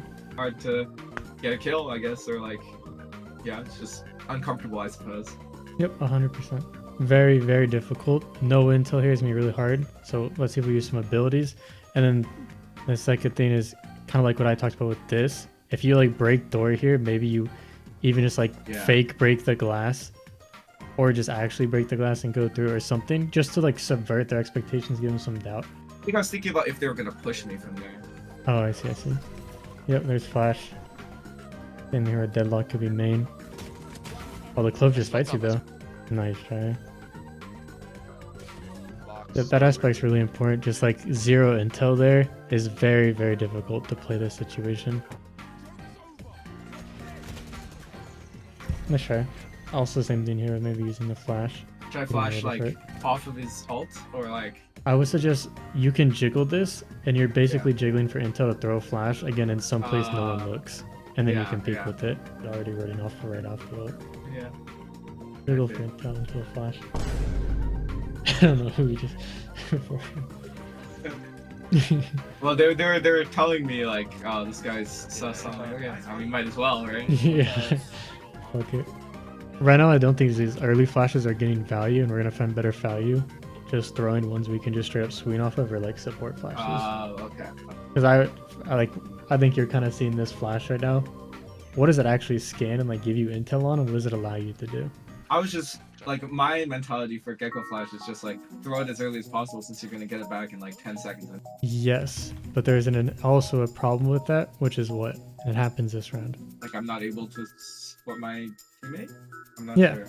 Yeah, so you can do 2 kinds of early flashes. You can just chuck like an intel one. This is basically all early flashes are, is intel flashes. Or you can chuck like a support one. Yeah, so we just gotta kind of change our mentality around these flashes because we're missing a lot of value with their flashes because we're just throwing them inoptimal. And it's kind of like Fade's eye. I wonder if I can get a clip of this. Extremely large. Perfect. So how hard is it to break this eye if you're the player tiles? Okay, what happens if you throw an eye that lands right here to scan the people tiles? Perfect. So that's exactly what we're doing with our Gecko flashes right now. They're very easy to break, and they're very obvious that they're coming. Let's change this idea. So if we throw a flash like this, right? Really easy to break, really obvious. What if instead we just chuck a flash like this? There we go, like that. Yeah, like through the... I'm thinking we keep in mind that this entire thing is open, and we just, like, this is the thing I found with Gecko flashes, is you just chuck it where players never look, and it's always really good. You chuck it over this roof, and I think it's guaranteed to get more value. But I want you to think if you're on defense, and you're waiting backside like here, and then you chuck a flash like this, right, as they're coming out, and it skins all this space. Or if you're like here, and then you chuck a flash like over and like this. Are you starting to see the idea? When I see you coming out of a tree, I immediately just think like, why don't we just do this flash instead? Yeah, I didn't even realize all the roofs are so like open in this game. Yeah, and it's gonna go for every little space. As you just chuck it over here, and you're gonna instantly realize, holy shit, that's such a better flash. And it does the same exact job. Yeah, I think if you want to flash mid, I would think about doing something like this that like flies over to tiles or something. I don't know. Yeah. That's something a bit more weirder. And then the second thing I want to throw at you is I kind of want to have us base our gameplay around our wingman a bit more too. This is basically a free win condition. This is a really strong ability, right? You throw the wingman on the bomb, she's literally forced to come out into the open and fight this wingman every time. If you can get the wingman here, it literally forces players out of position every single time. So this should be our primary goal in basically like retakes. Is basically just like flash over, create space for ourselves, and put the wingman on the bomb. So what I would suggest doing is just do this default tree every single time. And you get this flash back. If they end up coming out A, you do this flash over. Okay? Yeah. And at the end of going B, you have the flash for retake. You come do retake, and you can do this flash, right? We talked about. And then you're just trying to get your wingman on So spec. basically, any flash that's not like at the entrance, you know what I mean? Yeah. The people who designed this game did a really good job, and you will find spots like this on every single map. Okay. This flash is gonna get 0 value. Nice though. Careful backside. He's out CT. That's what you get for not clearing backside. So this might be a recurring theme too, because we watched 2 rounds. Both rounds is basically like we came out sight without even thinking that there was any dangers. Without even trying to like secure sight basically before we went to plant the bomb or do whatever. Let's go back. You basically ran out sight here like your windman out. And this is a really important thing because this is literally like every time on Ascent, you're always going to face this backside problem. Yeah. So yeah. Why do we execute sights? Plant the bomb. Sure. Take space. Good. So we want to get the bomb down. We have 2 goals. We want to get the bomb down and we want to take this space. Now, if we only take this space and we don't take the hell space, and it turns out there's a player hell, what does it allow these people, the rotates, to do? Play off the person hell, like they could swing off them, get some chaos. Yep, and you know this situation very well. Everyone's looking this way, all of a sudden this guy swings out, or these people swing out, and you just get absolutely obliterated. This is also why it's really important that this stuff just gets dealt with promptly, as best as possible.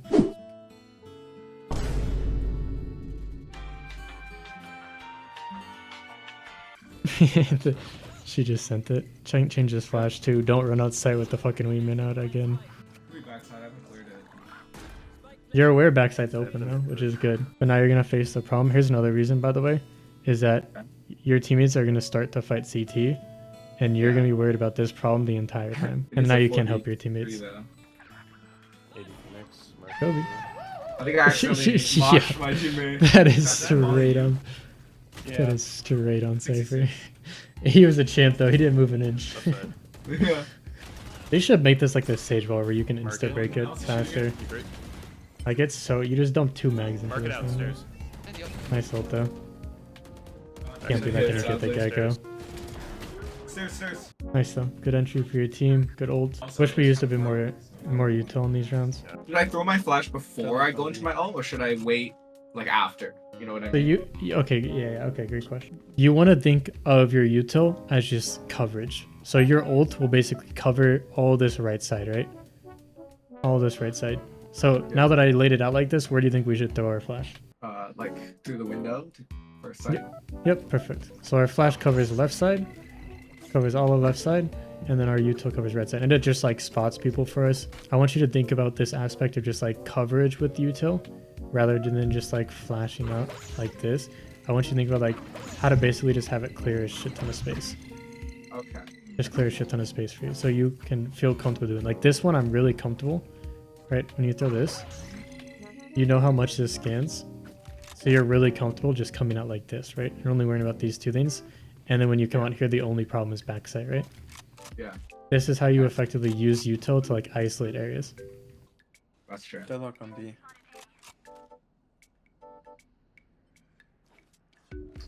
Got the B push. Same thing with this flash, so it kind of just clears most of what you just looked at. Oh yeah, Like, I see. It sees like a little bit more of market. So in this post plant, I already don't like this position. What's the better position for us? I mean, I think main would be good. Why? Because I can flash sight. Yeah, sure. Like, we can just do my that same utility flash. works there. I could play tree, I suppose, because I can play off my Yoru, I guess. Sure, you could play a little closer to tree, off your Yoru. What else? Not Gen would probably work. Could also flash. Yeah, perfect. Great 3 spots. Let me pop them. So in future post plans, I want to see you playing more of these. And then this is connected to your flash. This is connected to your flash. And this is it, right? You're realizing how strong your flash actually is. And if you just position yourself to use it really well, you're going to absolutely cook with it. Also, Gecko ult incoming. You are crazy for this flash. Not as crazy as that Clove for doing that play, though. You really want to get ult here? I do too. Let's flash. Flash the player close, just secure the orb, and then we can ult outside. So one thing I'm worried about with flashing close is just that like the 10 seconds that it takes to like recharge the flash, I'm not able to use it for the actual execute. You know, what if we get a kill? Yes. We need to go in. You're saving. I want to save my flash because I won't have it for sight. So let's save our flash here and not use it, and just take the fight. What happens? We die. We don't have flash at all. And then what do we lose? besides our flash. Like our life. Lose. Like Yeah, our life, one more thing. It's specifically this round. our ult.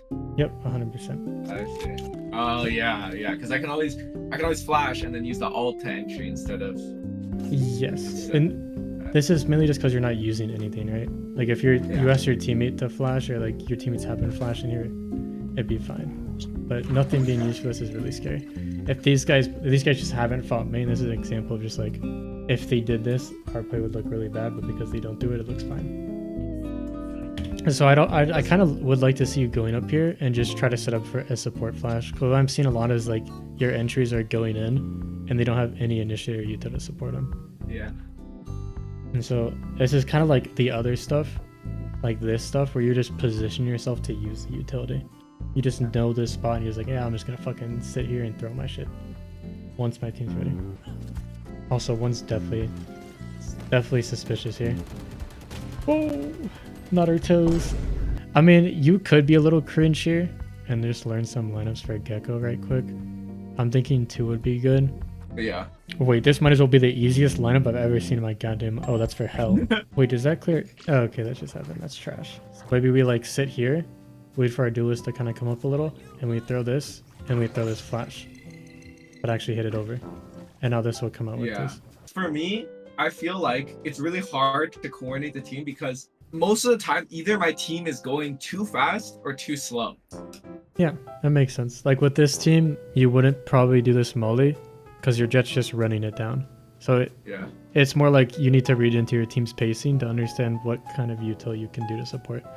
Like if you guys are just running it down, we're not doing this molly, we're just throwing a flash over. But I feel like a lot of the time, like, because I could flash, for example, close here on, I could flash like for a main if they're close, or if I think they're close, or like we don't have information. I could flash this, right, and then pick up my dizzy. But like 99% of the time, it means I won't have dizzy for the actual execute. Is the thing. I'm just not sure when it's appropriate to use my flash, I guess. So let's ask this question: have these guys been fighting A main?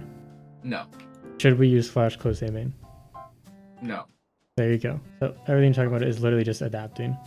You're like, okay, but what about this? And what if my teammates do this? Or like, what if they don't do this and then I don't have this? And it's just adapting. Okay, I see.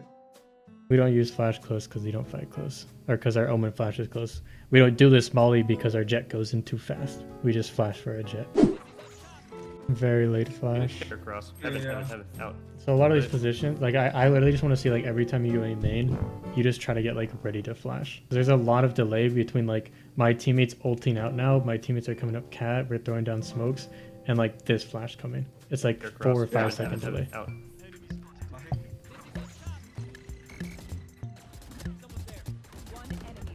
Also, you see how easy this Gecko flash was to break? Now imagine instead of throwing this one, he threw the one we saw where you go like to the side here and it pops like here. It's more so just like don't throw out where someone's looking. Like the farther away it is from your enemy's crosshair, the better it's going to be. So the other thing that we're kind of experiencing right now is you have a lot of downtime. Do you know what I mean by that? Yeah, I feel like a lot of the time I'm trying to think about what to do, if that makes sense. Yes. And what do you think the answer is when you want to think, when you're trying to think a lot? Like just play with teammates, I suppose? Yep, perfect. Like I would probably say the same thing. Just go find a teammate. Just go find a teammate, go find a spot to flash and try to make something happen. Alright, dude. Alright, I'll see you next week. Work on this till then. Let me know if you have any questions, okay? Alright, sure. Yeah, sounds good. Set that up. Have a good one. Thanks for having me. In this video, we're going to go over an Ascendant Killjoy who is over-focused on flank, needed to recognize when their util isn't working, and a common mistake made from copying a pro setup. You have double mollies here too. I like this pistol shot. I would calm this way more though. I comment very late into the round, by the way. Like, very late. If you're gonna do like a double commit with mollies, this is like we need a set execute A, 100%. And then when you do your mollies, I think these are good. The timing for these are good. Actually, I'm capping. You want to let your short players come up a little bit more. I would usually base it off their short players because they're going to have more contention. I really like this though. This execute you have is really good. I'd maybe try to go garage here instead of B. Or if your team's all going to be here, maybe just because you want to play really red, you do like this turret and you play window. You try to get a pick off that. I like the molly. The rotators would be over here by now. That's fucking unlucky. My duo gets me killed here, and I will not live that one down. Yeah, that's on you. Whatever happens on round 5 doesn't matter. We didn't clear Plat. As Sova. Timings. Your Sova just calmed. He was joining short. I think this is gonna be your major thing for your Yuto. But I mean, the second one pops right when it comes up. Do they need Yeah. I'd give it a bit more time. You want everything to work together, and your turret's like, here, get fuck. Yeah. Jay and I talked about this, I'm not gonna lie. Nice. Time it here just a little bit later, I think. Because no pressure has happened yet on site. So if I'm a player back site, like you literally want your teammates to be ready coming out of this smoke as you're doing this. So if I'm a player site and you throw this when you throw it here, there's no pressure on me yet, and this molly will get broken. Because all your utils are really good right now. I think your ASAP's like near perfection. But your mid turrets, you're not like playing off them or doing anything off them. We need to force more coordination with our team. Your team is way too lost right now. Even if you just say like, let's default mid. Oh, when can you smoke garage? Let's try to push garage. Something like that. And then your turret can be better, and then you're like up a window. So there's 2 reasons why you do this turret. I want you to help me explain why we do this turret at the start of the round. Like what's the purpose? Probably to, well, one, jump out, go cubby and play off of it, or to push up and actually scale up towards B and get into close cubby. Yeah, perfect. 2 really good plays off of it. So why don't we try this out? Why don't we try scaling up off the turret? Because B's just a death zone. Then why do this turret at all? I mean, I had a player going garage, so it watches his mid. But even then, the sage has been peeking on top of the wall, so there's realistically no point to it because it realistically doesn't get any info. Yes, good. I like this play if like very little things get changed. So let's just go back to the start of round. When you do this, you play off of it. You're like, okay, my Reina's gonna scale up garage. I'll help out mid. And then when this turret spots nothing, I'm gonna come here and group up garage with her. Now me and Reina are garage. We can take this. Or at the start of the round, you're playing off this turret's contact and you're waiting for it to hit something, and you hold this for Reina as she pushes garage. Either of them are good options. But it's just lacking right now you're missing a little bit like the team aspect of what this turret is doing. I love what you did here, but why are you holding deeper than your turret? Right now you're like so close to everything, and I love it, but I hate it at the same time. Play on this side of the turret. Play on this side of the turret. Because your thing's gonna scare him off, and because you know people like to jump peek this, so it's just like a general thing. But I really love this right now. Right now, the way your mind's working is you're very focused on a lot of these lurks through B and C, or these lurks through A and C. But what is happening is you're late to put down util, or you like get away from the team. You get out of position to help the team or to help with the map, just to throw down a util that was late to be thrown down. So I'll have it in your notes. You're either doing this earlier, we need to get you doing this earlier, or you need to be doing this, or just forgetting about it. Be like, we'll deal with it later. Like, forget about this alarm bot, we peek mid, and then we just be aware of it and check the timing after. Either do it early or just don't do it. Yeah, exactly. Yeah. Or with a teammate this time. Let him take contact, get the gun, maybe ask for his sheriff. And then you could coordinate that turret, right? Because you know they're gonna, if someone's peeking, they're gonna shoot it. So you could be peeking off it, or you tell your duo here. Yeah, someone did late calm. 5 seconds in, or just like, let's go see. Everyone's like, wait, we have a calm. Let's go. Let's go. Yes, Adventures assemble. Yeah, someone else did.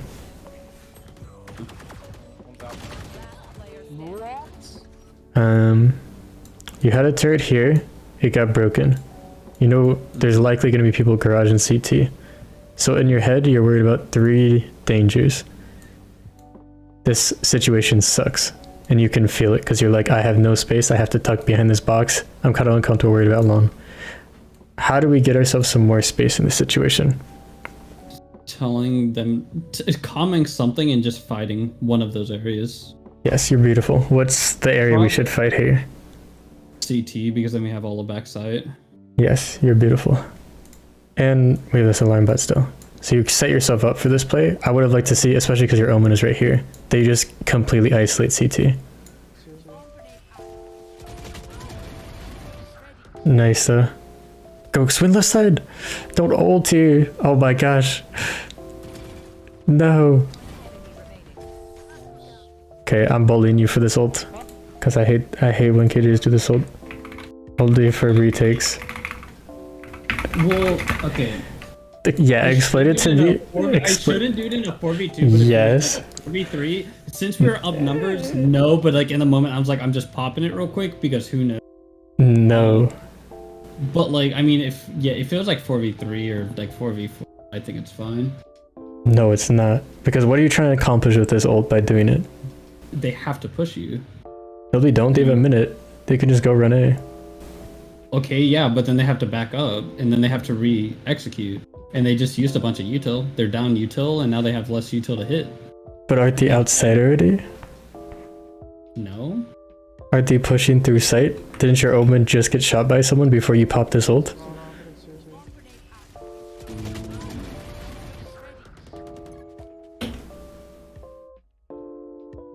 Yeah.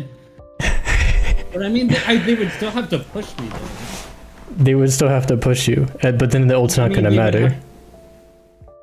That's the problem. The ult's not gonna matter. I'm just saying. They're gonna push you either way if the ult's here or not. Yeah. That's why I don't like these ults. Because they'll just come outside either way. And if they do leave sight, they go A. And you are right, it is less util, but your ult's not gonna make like a big impact on what happens here. You just wait if you're Omen here, it gets more value than you throwing this ult down. Yeah. But that's like too much of the situation. Only for retakes and executes. Because that's how you force people off the area. That's how you get spike control. By the way, I got it on the Omen. He could have been on site. I'm so sad for you for this. Okay. This is big minimap thing. You see this jet on site, you're paying attention to the minimap. Someone dashed on site, someone's shooting, you check minimap. Okay, Jet's there. Okay, Sova's there. Okay, Reyna's there. As you're rotating over, okay, Omen's dead. So we know Reyna's right there, and we haven't seen Jet. Where do you think Jet went? Backside. Or, yeah, backside. It has to be backside. Yes, this timing exists. The Jets are aggro, they push. See, you got this. You have the read now. Play off it accordingly in the future. One push here.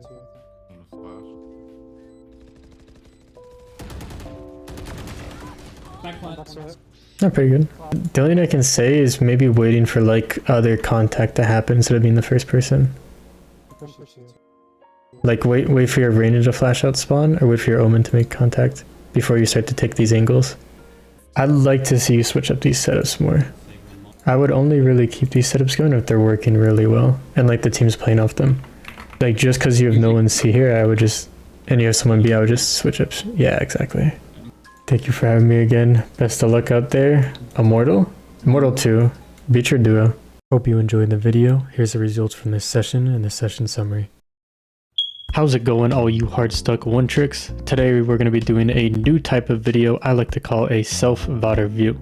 There's plenty of videos out there that offer tips and tricks to improve your game, but very few break down the real aspect of what we are actually facing in our games. This is a game I played not even 5 minutes ago, and today we're going to be reviewing it. So I'm just going to run you through my game, my own perspectives, things that I feel about each given moment to hopefully provide some insight for you into your game. Okay, so let's just hop right into the action. We're starting late. We actually missed pistol round here. This is a default trip that I do pretty much every single round. It's actually like my own that I just came up with. It's just lining up the bottom of this diamond, the bottom peak of this diamond. I just always throw in this dark piece and bada bing bada boom. This guy's spamming through, but I realize that he's not off. He ends up dying. You kill 2 people on site, that's basically a free site. Sometimes you can assume 1 more. Notice how my immediate attention is towards the heaven. This is a very big split thing. People love to push through heaven, but it's also the idea of like, where's the next threat? So you can see throughout this round, I'm finding the next area where my attention should be focused. This is how you should have impact as a player, and I'm using Cypher in a way to treat this area a bit more safely while not risking a whole lot, right? So in my head, the next area of threat is heaven. Notice how my killjoy also alarm bots it, so it's maybe a familiar thing for these players. Next spot we're focused on screens. I came in, oh, nothing's here. This Ares is now on the ground. I just secured myself a gun. My teammates just clean up a lot of the work, and I got started this round with a classic. I got an Ares and a sheriff, and it's pretty good. And notice how I didn't really need my teammates to do a lot of what I did. They ended up getting some nice kills, which is great. It's always helpful. We're going to see later in these rounds, sometimes it's not always going to happen. Same thing with this trip. We got the black diamond. I tell my teammates I'm just going to make pressure. This is kind of my signature on split. This is a Cypher thing mainly. You can think about this with other agents. For example, the Sky on our team can like fake an area with a dog or a flash, but she doesn't really have something to deny intel like Cypher's cages do. So this is a pretty common Cypher default where you cage this to clear the close, also let you see a little bit deeper, and then you do something like this cage over on ramps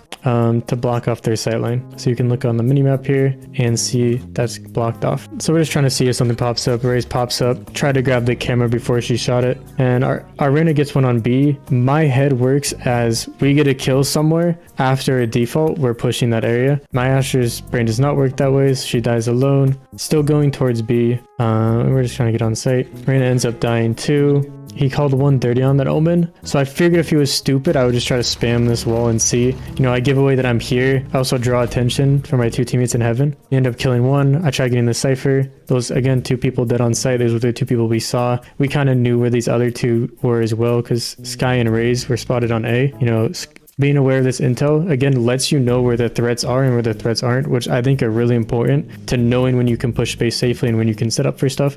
So right now, I'm like, we have pretty decent space. Like, this was a pretty quick hit. So I can safely plant here, maybe get some util down. I don't think a lot of this was like the best util in the world, but here's me managing threats, right? I set up cam for CT, I set up trip for CT. Again, I don't know whether or not this is the best or the worst thing, but we can see CT is taken care of, and it's all about how you just play off this. So I'm like, okay, CT is big chilling. I actually think I have a timing here to just chill in this box and then just like let my Skies do stuff and see if they come CT and stuff. And this cam actually ends up getting both intel. The Sky Dog is coming, and I'm just hoping to God she doesn't clear this. Put it back. Drop L1 Raptor. They're both towards spike. After I get this kill, you notice how I immediately fall back. I could go for another and I could get a nice ending to the round, but this is really greedy because the second I fall away from this fight, the question is, what does Sky have to do? Your teammate just died behind you. You're close on the pillar. You don't have a lot of angles on me unless you like overswing, then you're facing my Sky, then you're having to wrap this. So it's really smart to just fall back here. It's really about playing to your advantage there and knowing that that Sky is in a really bad position and she's going to have to do something kind of stupid to try to win the round. So here's where I change it up. I'm instead trying to do like a mid default where I trip B and I work mid and just try to pressure mid. That's kind of the idea. You don't want to give them mid control. You want to see what they're doing mid. You're just trying to figure out what these enemies like to do. This is a really key aspect in these first like 5 rounds. Just see what people like to do. So I know there's someone peeked there. I think it was Jet. I realized she had a sheriff and then they smoked. So I was like, I don't really want to fight this sheriff, but they ended up smoking. So I was like, I'm going to have an advantage if I hold the side of the smoke. She ends up peeking me. But again, I know if I push this and I give her a gun, it's really bad for the round. And my teammates already pushed up A. So I just go ahead and rotate A. And that's pretty much what this round was. I noticed this cage goes up. As a Cypherman, I know we love to push off our cages. So I immediately go towards CT to expect a push. I throw a cam in right where we know he threw this. Actually, we don't know if he threw it, but we know there's potential to be screens, right? I just chuck a cam in screens. Notice how every time I'm pretty much dealing with these threats the same way. I know you could do the same thing with Sky Flash, anything that gives you intel, right? Just to see if this spot is clear. So I use camera here, I get the Cypher, and my Sky immediately recognizes this, goes for a flash. I recognize my Sky's flashing, I go in with her, and we just double swing this guy. She ends up getting 2, and that pretty much just secures the round. On me. And this is something fun, just baiting the shots into a swing. My big thing for you guys to start trying to learn is that you don't need to force a fight. This fight doesn't need to happen now. A lot of times you have more time than you think, and it's also kind of fun. Like, I just get to play around with this guy. I know the Asher's about to flank him anyways, so if I die, it's whatever. And I'm just baiting for that to happen. I'm also just kind of messing with his mental here before I end up swinging him. Also messes with the team's mental, be like, damn, like, they're just having fun. They're just trolling us. That's how confident they are. And that's pretty much it. So I just do the same thing again. Notice how patient I play around the mid. It's the exact same as last time. I really don't want to take too many fights or give away too much. I end up finding Omen. I don't need to take this fight. I got the intel. Omen is there. We're not doing anything towards A. So there's no, think about it this way. If the Omen is mid, what does he have to be scared about this mid position? What does the A players have to be scared about in this position? Right now it's nothing. I have 4 teammates in A main. I'm all the way back mid. There's nothing threatening them. So they just have to chill and wait. And so I'll just chill and wait too. We also have plenty of time to burn. And my teammates, I'm kind of listening. They're trying to call him to like come back towards B. So now I'm kind of like trying to tease Omen into taking a fight with me. If like jump peaks with reloads, to kind of be like, hey, come fight me. Come see what's up. I notice this Asher smoke is here. I see my Reyna. I'm like, okay, my Reyna is going to push mid with me and we're going to go into a mid split. And then she kind of leans towards here and then she backs up and I notice this. It's like, okay, I'll just clear like close here. And then the smoke started to go down. So I just fell back. I'm not trying to force too much, but now remember we just talked about, there's no threat here, or there was no threat towards A, but what are they about to do on B? What are they about to do? Full send it outside. They're about to flash, smoke, molly. I don't know. I'm just throwing words out, but they're going to come out hard and this is going to distract the Heaven players. I might get a rotate over towards A. Yeah, they'll be a little careful of mid, but that's why I wait for this pressure to start before I end up lurking up. See, they start executing. As soon as that starts happening, I hear someone rafters, and that's when I start scaling up. Then that's when I say, oh, it's my time to shine. This guy calls someone Vents. I go here. This guy ends up being Heaven. I try to get a timing in CT in case he comes CT, but then hear him jump ropes. And I'm trying to tell my Reyna to take a contact. This is me recognizing a play very early. I know she can get a contact here, and my team is actually calling the same thing, which is very good. You can see that a lot of these plays that I recognize, my teammates recognize too. So if you want to know what it takes to be at the top, it really is the exact things I'm telling you right now. We just chill here. I'm waiting for her contact, so I'm just holding like a tight angle-ish, and then she baits, and then I peek, and that just secures the round, right? There's very little risk involved. And if I hear someone in the comments saying, oh, my teammates don't do this, they don't do that, you could still do the same exact play. You could still play very patient. There's a lot of ways you can approach this without your teammate that'll basically still secure the round. Right, my CT position was still very good. And if played correctly, if played smartly, could still win the round very easily. And I'm tired of hearing about my teammates do this, my teammates do that.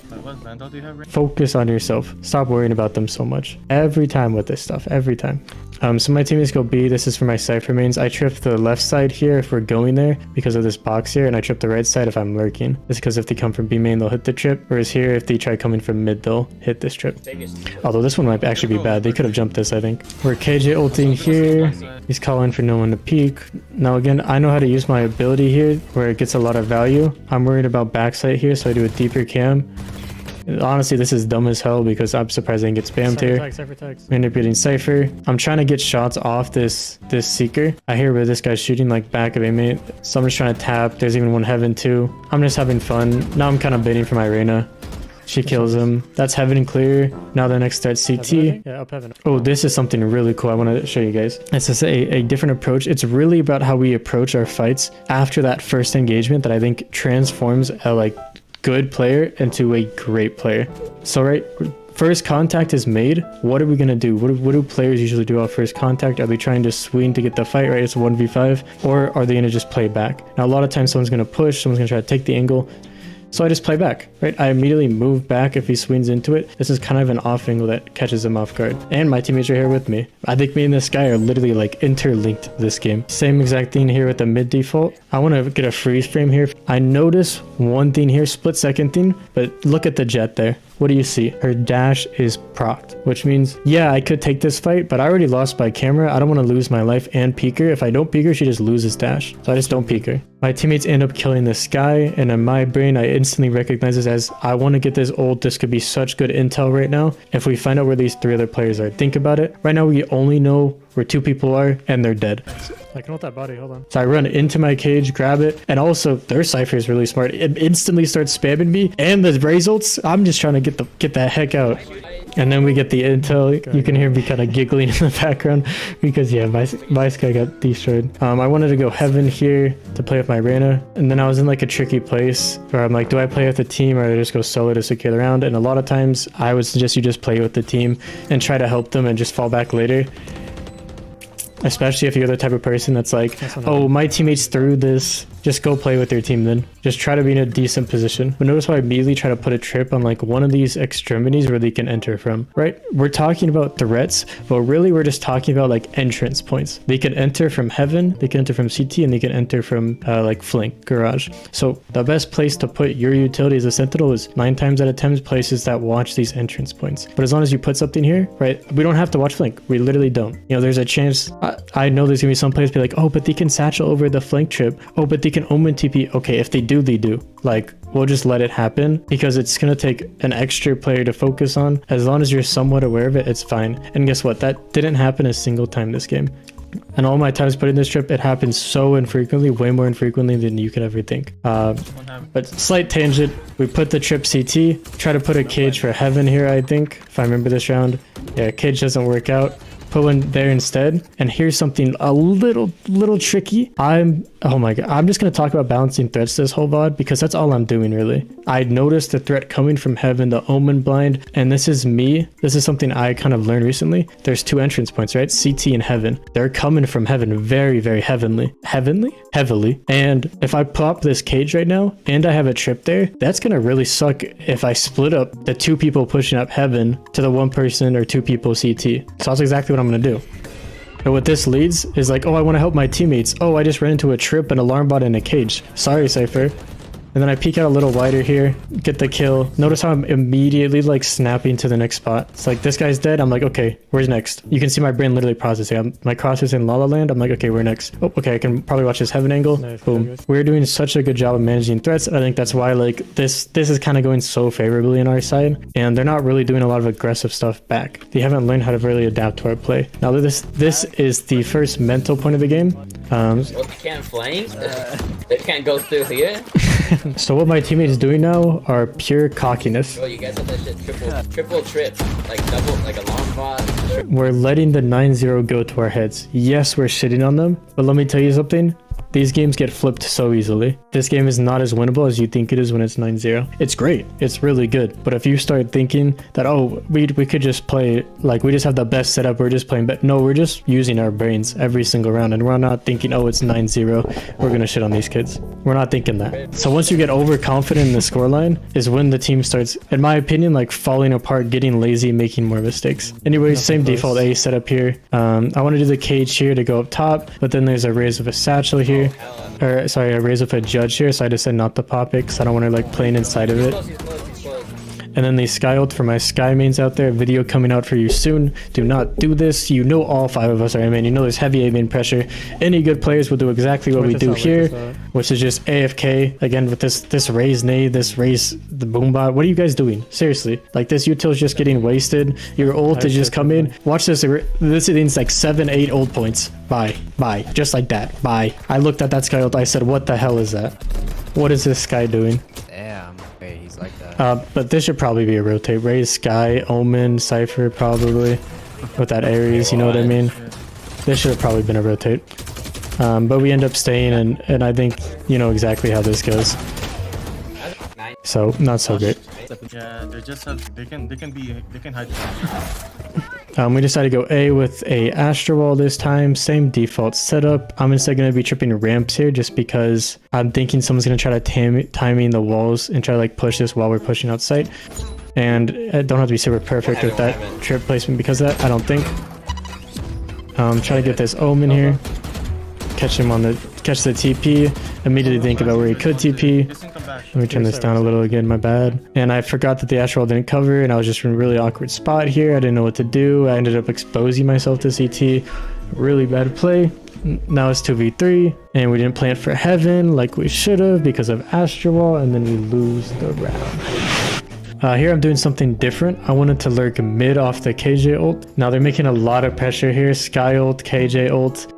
All the teammates are pushing outside. I think I should have hooked up quicker here. Notice how slow I am. Notice I'm not even touching. I'm letting them come out and kill my teammates so hard. And then what it forces me to do is kind of do this rush play because I don't want my teammate to die and he's already taking a fight. My teammates are calling rafters. I'm not really listening because all this stuff's going on, and then I die with my knife out. And then my Astra dies. nice. Really bad lurk by me. Really important to get that timing right when the teammates come out. If we compare that to the previous rounds, you will see the timing is just night and day. So let me show you guys. We're on defense now. What my setup is on Cypher for split. I like to do this cam here, and I recently changed this. This cam spots early A, by the way, so it's really, really nice. You can pretty much just hold this cam. If they never peek A, you just know there's no one A the entire game. Super OP. There's another one that's even more OP than this, but more likely gets broken. But I recently switched up this trip to hold, because a lot of times players just like to go ramps when they go A. So I do this trip to hold ramps. Also kind of holds the ropes area, but that doesn't happen a whole lot. So we just do that one especially.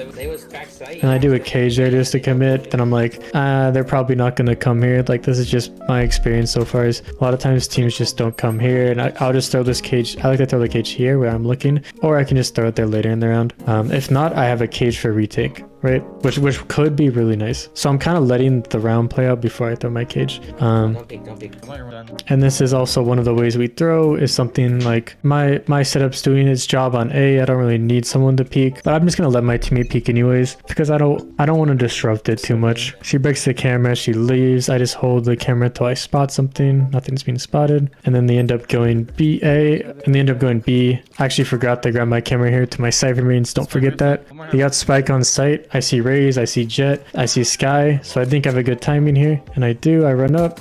I gotta catch her off guard, see if I can get one more quick timing, and I end up over peeking a little bit to this wall, which kind of sucks. And I tried to do this cage. I saw Raze cross too, and I saw Jet cross towards pillar. So I had like the right idea. I just think I was trying to do too much to win those fights. I don't really know, but we end up losing that. You know, my attack on, or my defense on Cypher really isn't that great. I don't really know how to play this map. I'm not gonna lie. This cam basically carries my Cypher on all of A. But this round I actually decided to play towards mid because of something we figure out later in these rounds, which is like these guys basically just avoided going into sites because Killjoy Cypher, and they basically just hit mid or like hit ramps or hit heaven way more heavily. So they're kind of running up. I thought this was tripped, and I looked to my right and saw the trip here, and I was like, what the fuck? And then I just ran up and ended up getting a phantom and a timing. And this guy is literally my brain because we're thinking the same thing. There's a few favorable fights I have here. This guy is a Spectre. I see my Reyna coming up here, so I'm trying to get like a good timing to play off her. But she ends up falling back and then like slow peeks and doesn't get the kill, and then we lose the round. And then our Killjoy and Sky start doing what you don't want to do, which is like kind of mock the team when a bad play happens, going like, what? I don't think we should be fighting this. So here's my perspective for you guys. The round is over. Let's move on. Let's focus on the next. If you think about it this way, we have 30 seconds. These 30 seconds win every game is what I like to say before the round starts. And we're spending the first 10 bitching about last round with no point of improvement. There's no like advice here. It's just, I don't think we should be doing this. That's great. I don't care. Let's talk about what we can do this round. So we do the same A cam. I actually literally found this trip this game. Look at this thing. Look at me. Look at this thing. It's so beautiful. And then I do the cage here. And then I always like to put like a counter for Skydog. I'm still kind of experimenting with these trips. I like this one. And I check the cam and nothing's there. So this is something I could have figured out earlier. Because right, if I figured out last round that they're just pushing mid every round and the Cypher's just going to lurk A, which is, I'm giving spoilers, but this is kind of what you're going to notice happens for the rest of the half. I could have put all my setup towards mid a lot earlier in this game, right? And that could give us potential to win more rounds. Yeah, notice me just holding this camera here, just checking it. And then I think Cypher pops up on the screen there, breaks the camera. And this is also me not recognizing this because now the A setup's kind of scuffed. Now I kind of have to do some like weird lay trip that doesn't really fully cover everything. But I do this trip and then I hear him coming ramps and I'm just like, okay, let me see if I can get him to hit this trip. And I'm like, they're not hitting this trip, they're being safe, so I run in. And then I kind of do this awkward spray. I get one, I think it was a right play, I think I just oversprayed. And then we just end up losing. Watch this shot from Killjoy though, oh my god. Bonk. This is where I changed my camera because I noticed the Cypher's just lurking. So I just do like a deeper one that I can't break as easily and he has to commit more to break. And then again, this is when we kind of notice they're stacking towards mid. So we put 4 people towards mid. We just let KGB be alone. They haven't really touched A. So this is our plan. And enjoy this interaction with our Cypher cameras. Where he's trying to shoot it. He can't really hit it. And then he checks again. And I'm just waiting for a good time to pop in with this Stinger basically, and making sure this Cypher doesn't cross on me, which he actually could have at this point. And I countered their ult with another ult. I don't know, this just felt right. And then I try to get into an angle where I could peek and do some damage. And after that, I was expecting kind of a bum rush on my position. This might have been a bit too much. I think I could have stayed here, especially with my two teammates Heaven. I think I could have stayed in ropes here and not falling back so heavily. Because then they start peeking mid, and then I end up just going back anyways. Yeah, this was definitely a bit of an overextension. But I know this guy's here. And I'm just trying to get some pressure on him, and then wait for him to peek and then finish him off. So very, very good. I asked my KG to switch here. This is my setup on B that I like. I like deeper trips, especially here. That makes it harder to push. I actually did this trip wrong because now we can jump on top of flower and then jump here. So it's on this right side. And then you just put a cage below, and then you can play like a rafters off this. And then I have to go phantom when I plan to spam through my stuff. And then this cam's really good. This is pretty much default cam. There's a little bit better one that actually goes right here on the inside. You throw this from rafters too. You go on this left side of rafters, you throw it here. Also watches the inside of B main, doesn't get broken as easily. Then I want to do a trip here. I think I definitely need more planning for my attack trips, because you can see a lot of these rounds it scuffs, not really having everything down. But I think this is better because they don't go B main anyways. This is really funny. Watch the Skydog miss my trip and then jump on top of it. And then our Killjoy's like spamming comms. I'm now just realizing this. Spamming comms that they're splitting B when we have Heaven control and we have no intel B main. And this is what causes like over rotates and all this garbage. So try not to be this person where you don't we comm stuff off 0 intel. But I ended up tripping B main, jump spotted again. And then I see them vents. Some is like, alright, I'm tipping vents. One Heaven. And then our KJ ulted. I wanted to fight Heaven. I heard him in ropes and thought they were going to rotate off this. The idea was they went from ropes and they was going to rotate Heaven off the KJ ult. But that idea was, I think, wrong. I think the person we heard ropes was just trying to avoid the KJ ult. And then I was kind of dumb and thought I had a really good timing here and was just knife out. So yeah, definitely this half not so great of a one from me. I have a good play here. This is a read because we haven't pushed we haven't pushed B main at all.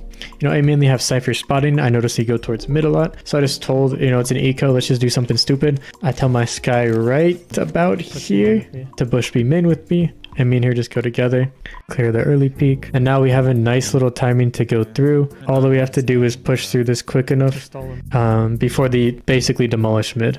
And my teammate dies here and I actually just let her die because me versus that Vandal, I'm screwed. Me a bit closer range, I'm better. And then my Asher smoked that off, which kind of sucked for me. But we got one and then they came sewers very fast. So the smoke isn't great because it just denies intel when I'm about to get us a bunch of intel. Potentially like more than just this jet if there's more people here, which we really didn't know. So that was tough. And once I noticed this is clear, my mistake was I should have looked towards sewer because this is open now, so I only have one other spot to lurk. It's a tight timing, but that realization could happen quicker. And here's where I started to switch towards a more mid setup where I did this trip.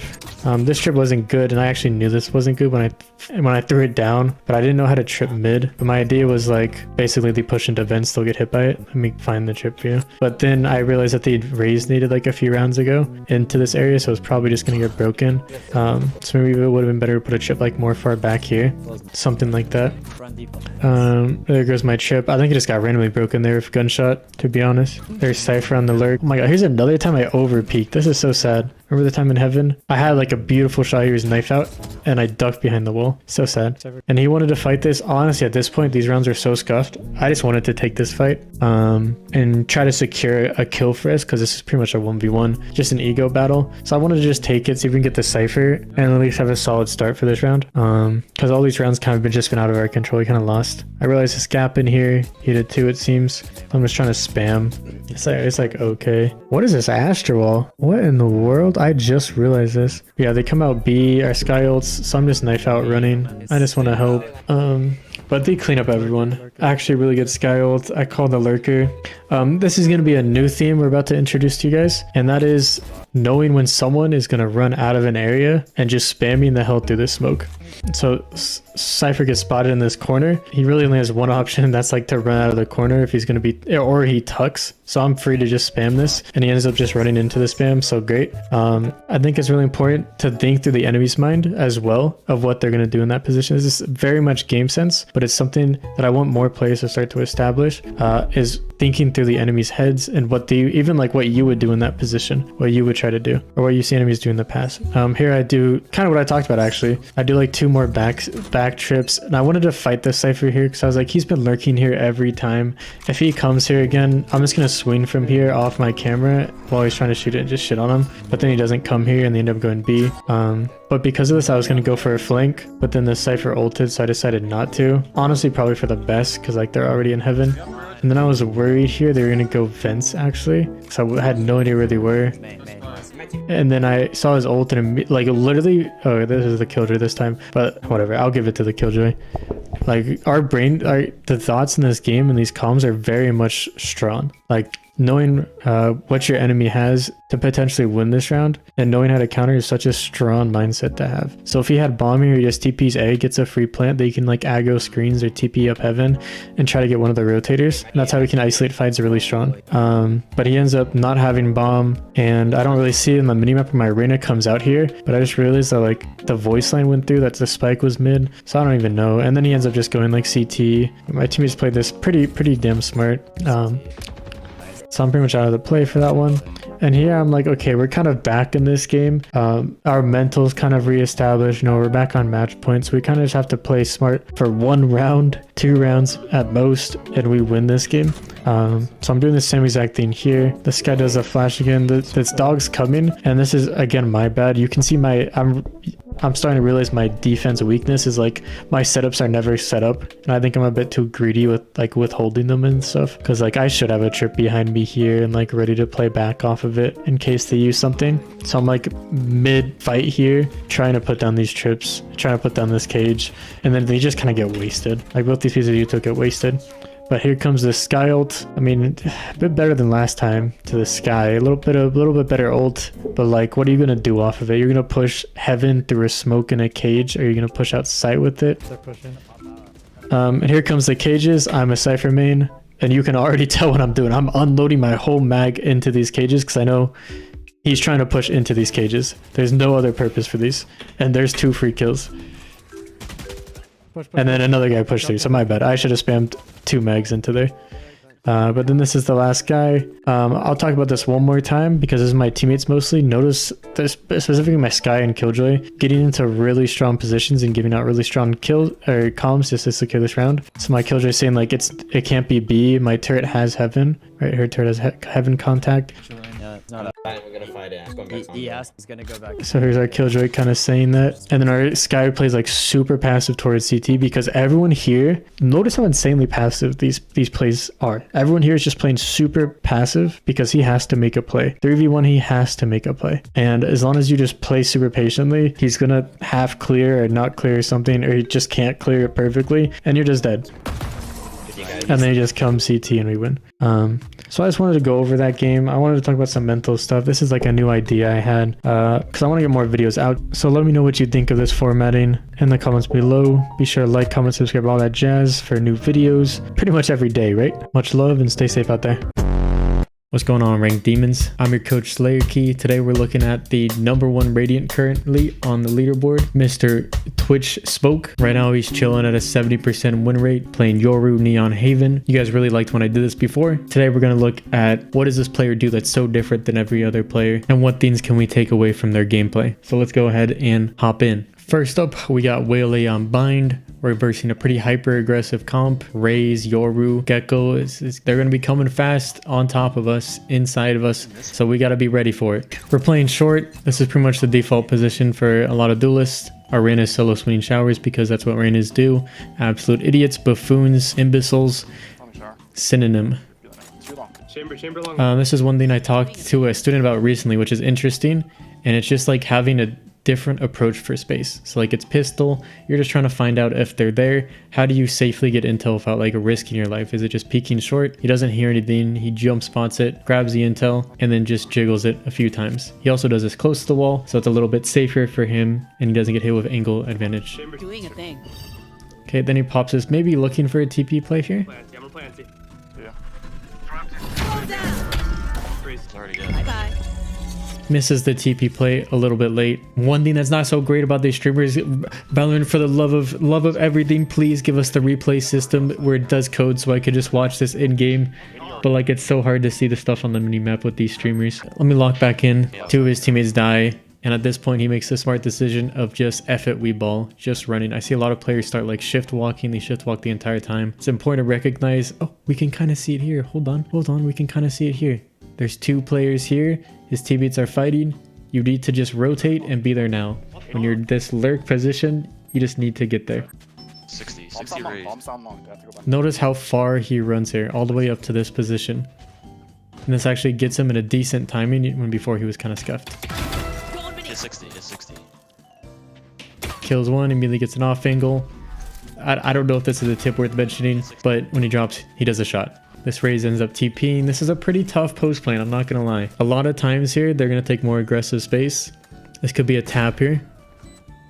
Wasn't a tap, but look how tight he plays around this intel. He gets himself in really good positions, right around the corner where she could be playing, expects the potential push. As soon as she commits the plant, he immediately goes for a swing. I think the Raze actually messed up a little planning this close to CT, because as soon as he clears this, he knows she's stuck in you. Like if she planted back here behind the truck, for example, she could have had I don't know why I keep saying she. I always assume people are just like their Valorant agent.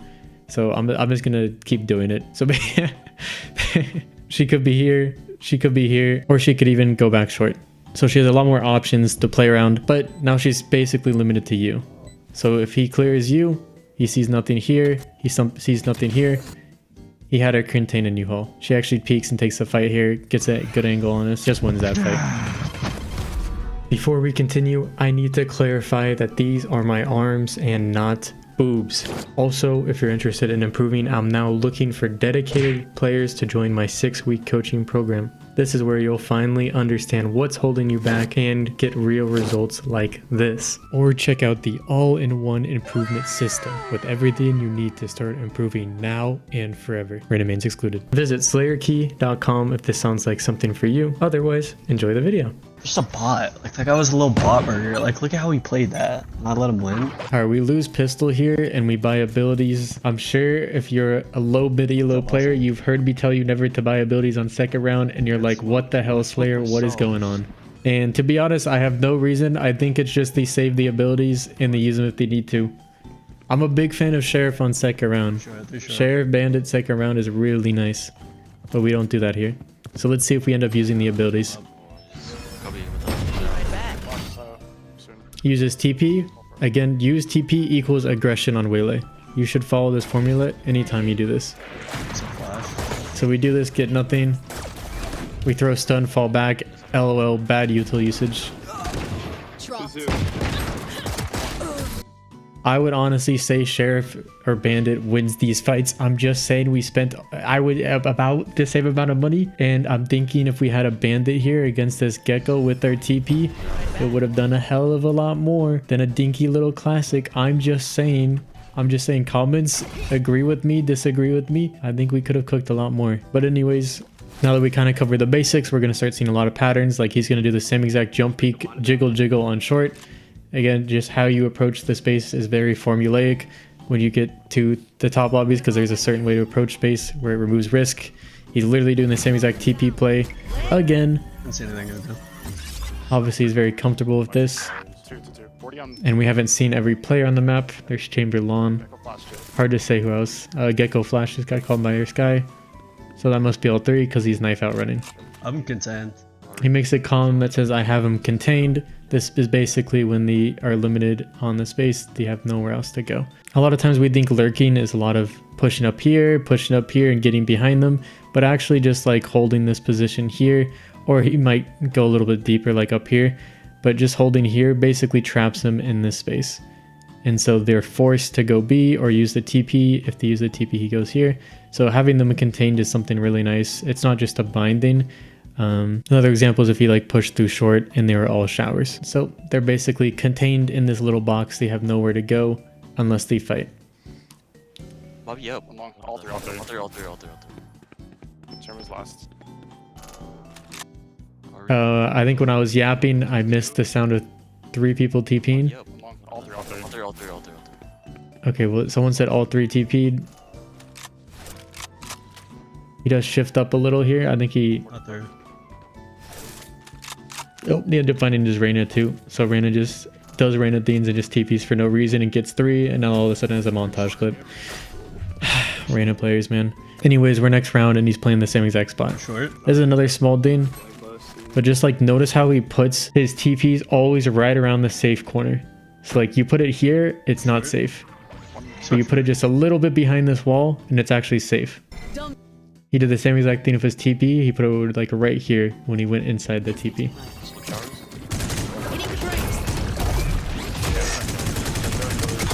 Damn, why am I actually getting caught by that? Okay, he kind of gets donkeyed on. But I like that he doesn't take the TP here. Taking the TP here, I think, is guaranteed death. Because the Yoru just TP'd on him.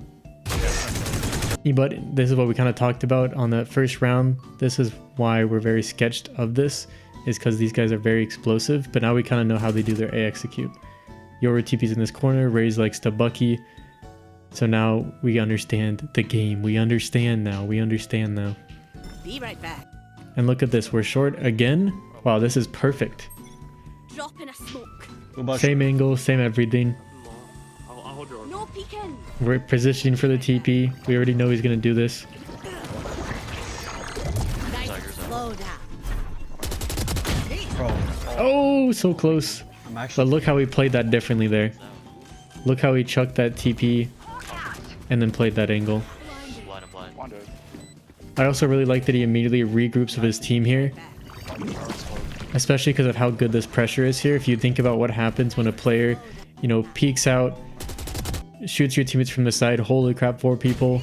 So much attention. Tweaking. I'm actually tweaking, man. He just immediately repositions behind triple. And now he can play with 4 of his teammates and all attack the same angles together. Okay, we also have dash here. We haven't really seen a lot of dash usage yet. Is this like the last #1 rating we watched where there's just one ability they never use? You just want to play way on like A side. You literally sit here with your bubble. On short. He just calmed his strat. He just says you literally just sit here with your bubble. And he does the same exact play again. So I think there's a really interesting lesson, and I've learned this the more I watch like top level players, is they just have like something they know works and they just abuse it over and over again. Like I remember it. He kind of does the same thing here, but no TP to fall back. This is a little risky and stupid to do on a Nico, but he was playing off his chamber trip in here. Maybe just pulling this out was a little risky, not just for this, but also because left and right both exist. I think players at this rank kind of expect it, but still, catches one off guard. I trust his teammates enough to clean it up. But yeah, as I was saying, like a lot of top level players just do the same things. Like when they go short, he jump peeks, or when they don't go short, he jump peeks, jiggle, jiggle. When they do go short, he just puts that TP and plays around the corner. Okay, we finally got used to the dash. Seems like he was just getting there to help his teammates on site. And it gets him this very nice angle they might not expect. He's still very aware too, like even checking his behind there in case someone late lurked through there. We haven't really seen anyone on the minimap. Is a likely reason we do this as well. And then he kind of just gets hit by everything and then he dies. Smoke short again? Yeah. And it seems like he's actually calling for this. I can't get a good gecko. Oh, interesting. So we get a little bit of insight into this smoke. He's actually intentionally asking for this. So when the gecko ults, he can basically cancel it out. He has to ult into this space. He's going to have a better chance against breaking it there. I believe that's the reason. Based off what he said. That's very interesting. Also, this is very strange. The second I see Reyna kill a lurking Yoru, I'm very sussed out. He ulted up lawn. I believe the chamber was lawn. And it doesn't really seem like these guys are lurking. So like pressuring the lurk seems very free this game. Chamber TP is usually here. He actually puts it there for some reason. And I want you to notice like the immediate like dash, not even hesitation. This is kind of tough to see here, but like the team play is insane. Even when in this position, not just thinking about the chamber trip, he's realizing, oh, my teammate is fighting. How do I fight with them? And so I think he was actually trying to get a little bit closer here to maybe just dash past, and for some reason chamber trips in the wrong spot here. Okay. But immediately dashing after allows him to actually get the trade and catch an off-guard player. I mean, she could have lived there for sure. But sometimes you just catch players with their pants down when you do very aggressive stuff like that. Deep smoke short's good, but if you have a clove, sometimes it gets iffy. Flash short, you're. Nothing showers. Smoke short's It's also a cool spam spot he does, so it gets iffy. they make noise here. Nothing. Clove throws their smoke, and then he spams right through this little spot here, because if you're going right side, this is usually where you path, or left side here. And this is perfect for the little box that's here, so he kind of knows his spam spot here. And he gets the Yoru clone out as well, which might have been his plan. I'm wrapping. Okay, initiator util equals there's a good chance they're entering. You look for the stuff they use for their entry before you pop abilities. So I like that he waits for that. Gecko throws Molly. He wants to still fight here because he has TP up. So he throws a bubble to allow him to commit a little bit harder.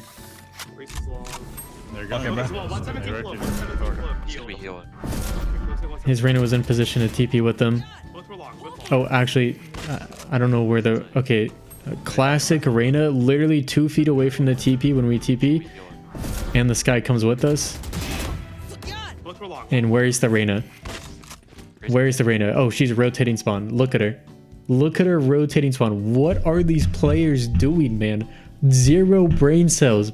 She's going to take the 20-second rotate instead of the 2-second rotate. Well played, Reyna. Well played. And she's shift walking. She's shift walking all day. Fuck it. They kind of want intel, so I think he's looking to dash here. Go. Get ready. The Reyna's finally rotating. It's Jesus Christ, like... I'm beyond words. I'm beyond words. I bet. And this is something maybe more so for my Waylay players. I'm about to go. Get ready. One, he's making sure... Okay, this is a side thing, but like he's making sure his teammates are ready to follow up. He literally says, I'm ready. I'm going in. Get ready. Get ready.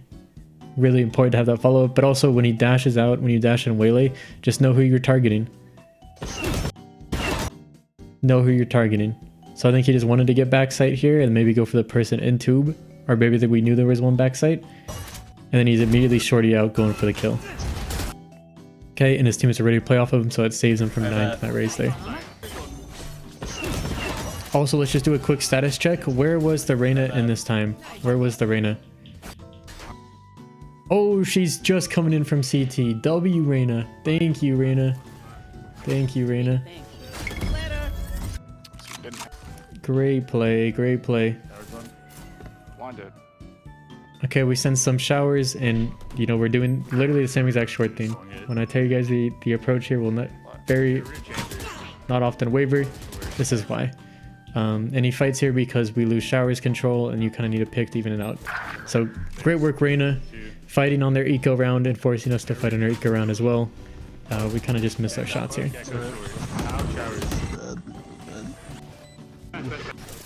Excellent, excellent. Thank you, Reyna. It's kind of interesting we haven't really used ult yet. I think we could have had 2 ults down at this time. Maybe it just didn't feel like there's been a good time yet.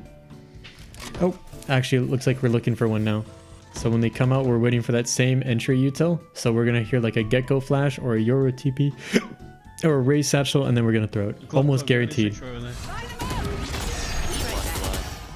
There it is. There's the kill. There's the kill.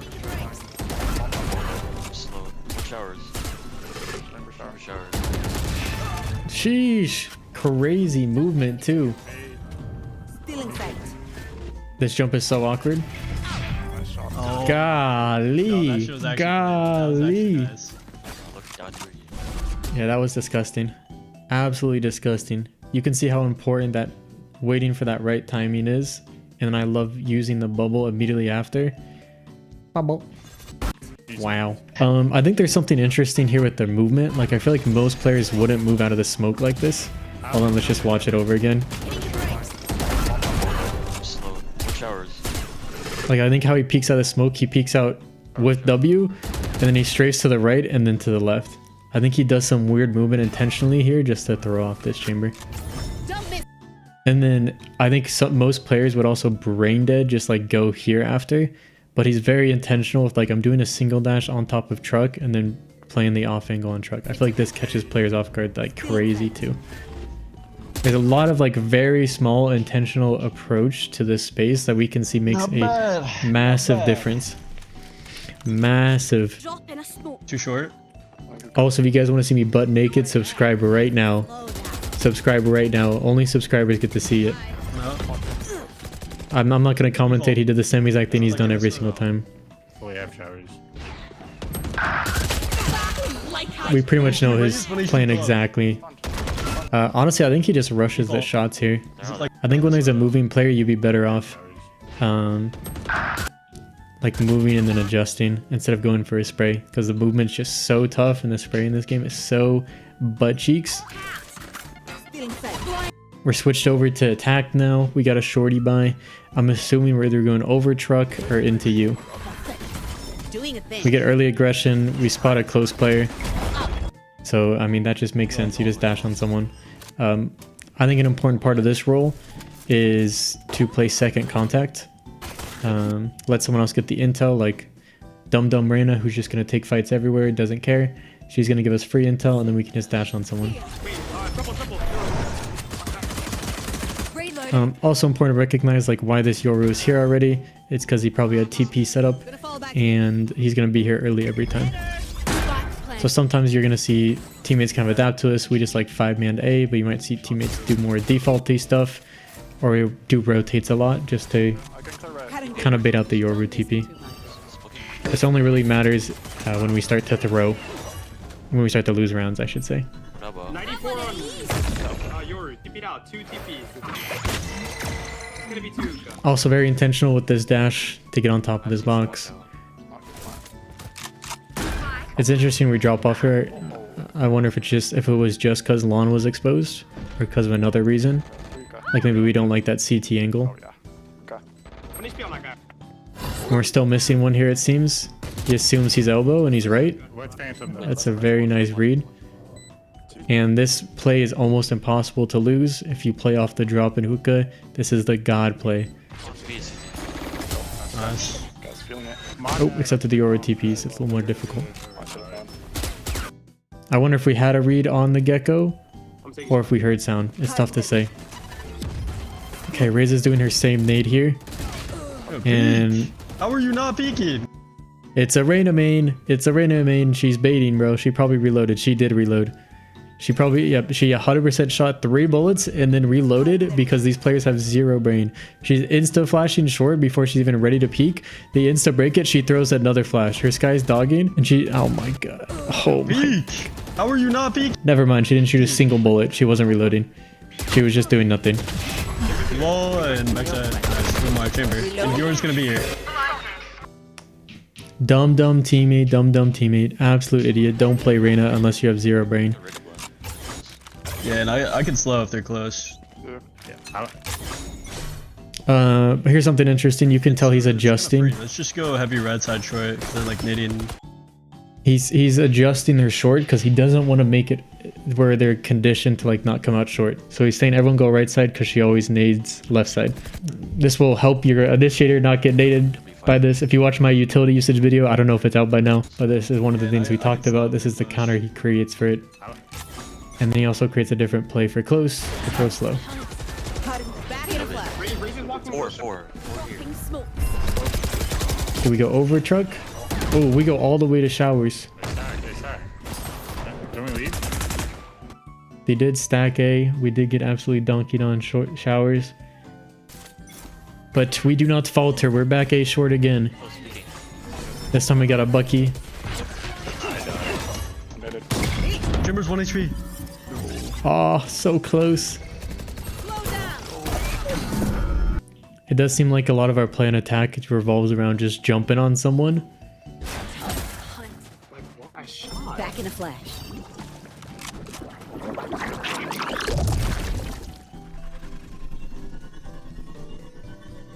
Okay, we slowed down our play here. We popped TP a little early, but I think he expected to contest lawn with the chamber op up.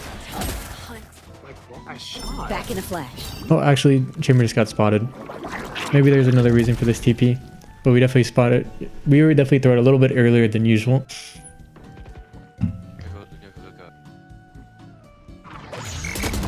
Slowing them down. And this Gecko made the terrible mistake of using an ability against a Waylay player, giving away his position. Not much you can do here. It's a nice read that he's actually close here. I don't know why in the world he throws the flash from there. Radiant, by the way. I can talk. I'm a Radiant. It's an interesting angle. I think this is something we just do when we have no abilities, nothing to really play around. Just play this off angle here. I'd be interested to see if they could actually spot you at all from CT, or if we hold it just deep enough where they couldn't. I think we hold it just deep enough where they can't. Nice, guys. Said swing or dog? No, dog. Probably open. There's also something interesting about that Gecko, where like sometimes you can just wait. Left side, left side, left side. Hitting the brakes. Nice job by Chamber there to just make them burn a bunch of util just to kill him. Or not kill him, but force him out. Hitting the brakes. He almost got one too. You can leave me now. Gecko's here, Chamber's here. Chamber's gonna have op. I'm ready, I'm ready. Wait, what? Wait, the Gecko threw his molly from A. This guy's a Gecko one trick. He's a Gecko one trick throwing his flash from close right and getting himself killed. Because look at this. The Gecko molly lands here. And look, there's Gecko. Crazy work. Heaven. I don't think nobody's you. You guys want to go back B? Yeah. Just fake it and come back. I'm gonna. Yeah. Yeah, I'm gonna ult and I'll Walker come back. style, Walker style. Start leaving close. Could walk down hookah. Nah, my ult would've gone on hookah there. Probably the opera here. Do you have flash? Let me go first.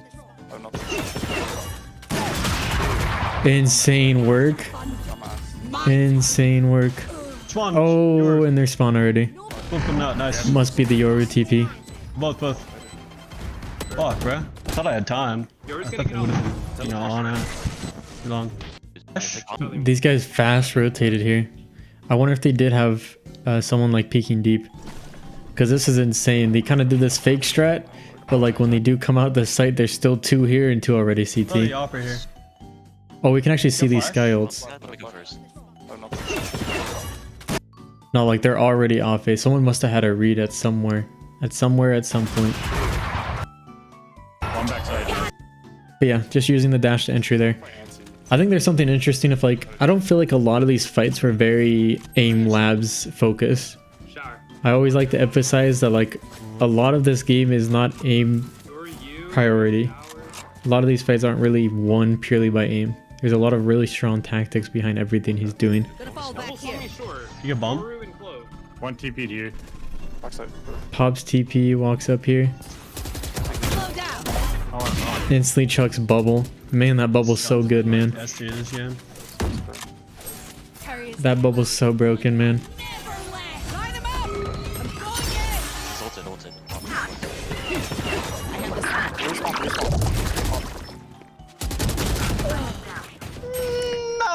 I think this fight is like very stupid and aggressive, and he literally just like sends it on this guy.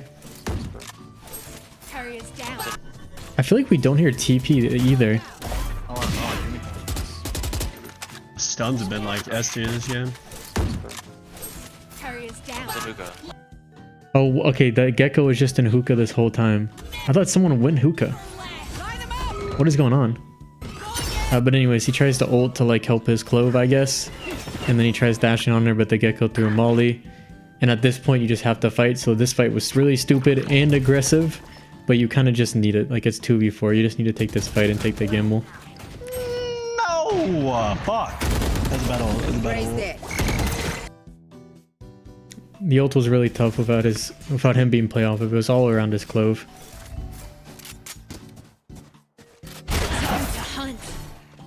But I really like a lot of the attempts there because it's just like this round needs something. I'm just gonna try to cook. Oh my gosh, the bubble, man.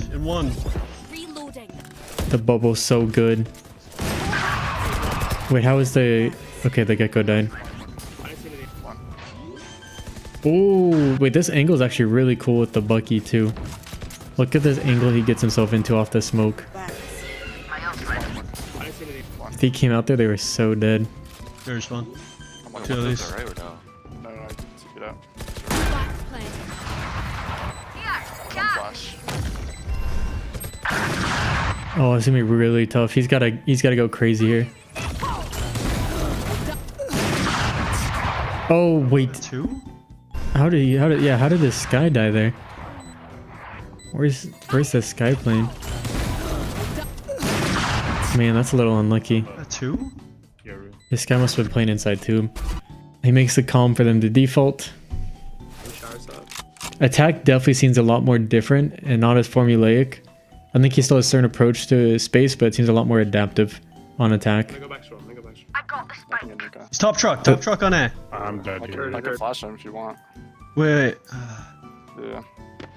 He dropped. I think he just dropped. Oh my goodness, this guy's top truck. Oh, come on. With an op. 2-1. He has an op posted strike. Oh wow, his TP or his trip just wasn't right. Or they could see that angle. That could have been a huge pick.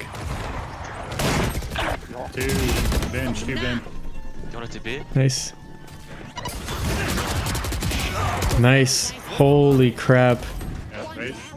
This play is so subtle but so huge. Like the awareness of different stuff around the map is so good.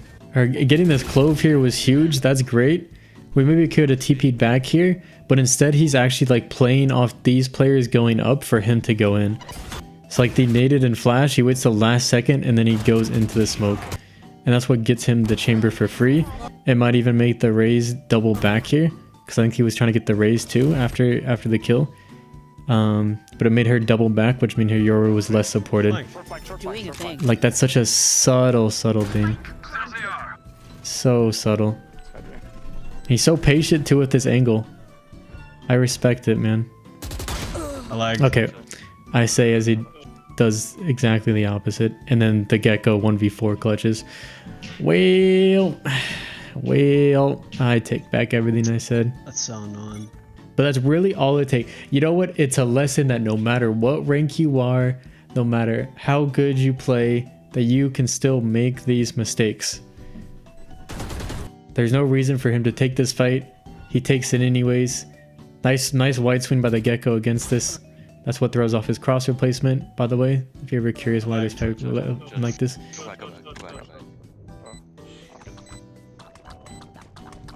And then his teammates continue to fight. Oh my gosh, we have to watch this. This is a pretty good crossfire with the clove here. Oh, he wide swings the clove too. Oh, he prepares every peek. I know I throw, but like, what the fuck are you guys doing? See, no matter what rank you are, it doesn't matter. Never throw, never give the one, because it'll never feel good when that happens. Close up. You're... The kill he could have gotten on the gecko will never feel as bad. It will never feel as good as it does bad when you lose that round. It's 11-11 too. Let's see if they win this run. I have one slow. He abandons the Bucky here. Gun short. I think his short is probably the most formulaic thing we see. Oh, that fight's like impossible. But I think again it's just like 2v4. He's just taking it. Good. Listen, I can buy someone. Someone buy me. He buys someone, goes Bucky. W teammate. This is really good for his ult. You can see he's already looking to go off of it. Or not his ult, his TP. Oh, one was close, no? Oh, and he just gets insta-traded before he can TP out. And that loses the game. Oh my goodness, that loses the game. Wow, I would hate to be him. Psh, rank 1 in A, but losing in 11-13 like that does not feel good. Not feel good. We played pretty good that entire game, and all it took was that one round. Congratulations, you finished the video. Leave a comment below talking about the leaked pics and how you didn't know my nipples were that big. Also, one interesting thing from this video you might have noticed is most of these aren't mechanical. They're mental, they're habit. If you're wondering why you're not improving, this is the thing you keep doing that no one's ever pointed out. If you're ready to start improving, link is in the description. Bye-bye.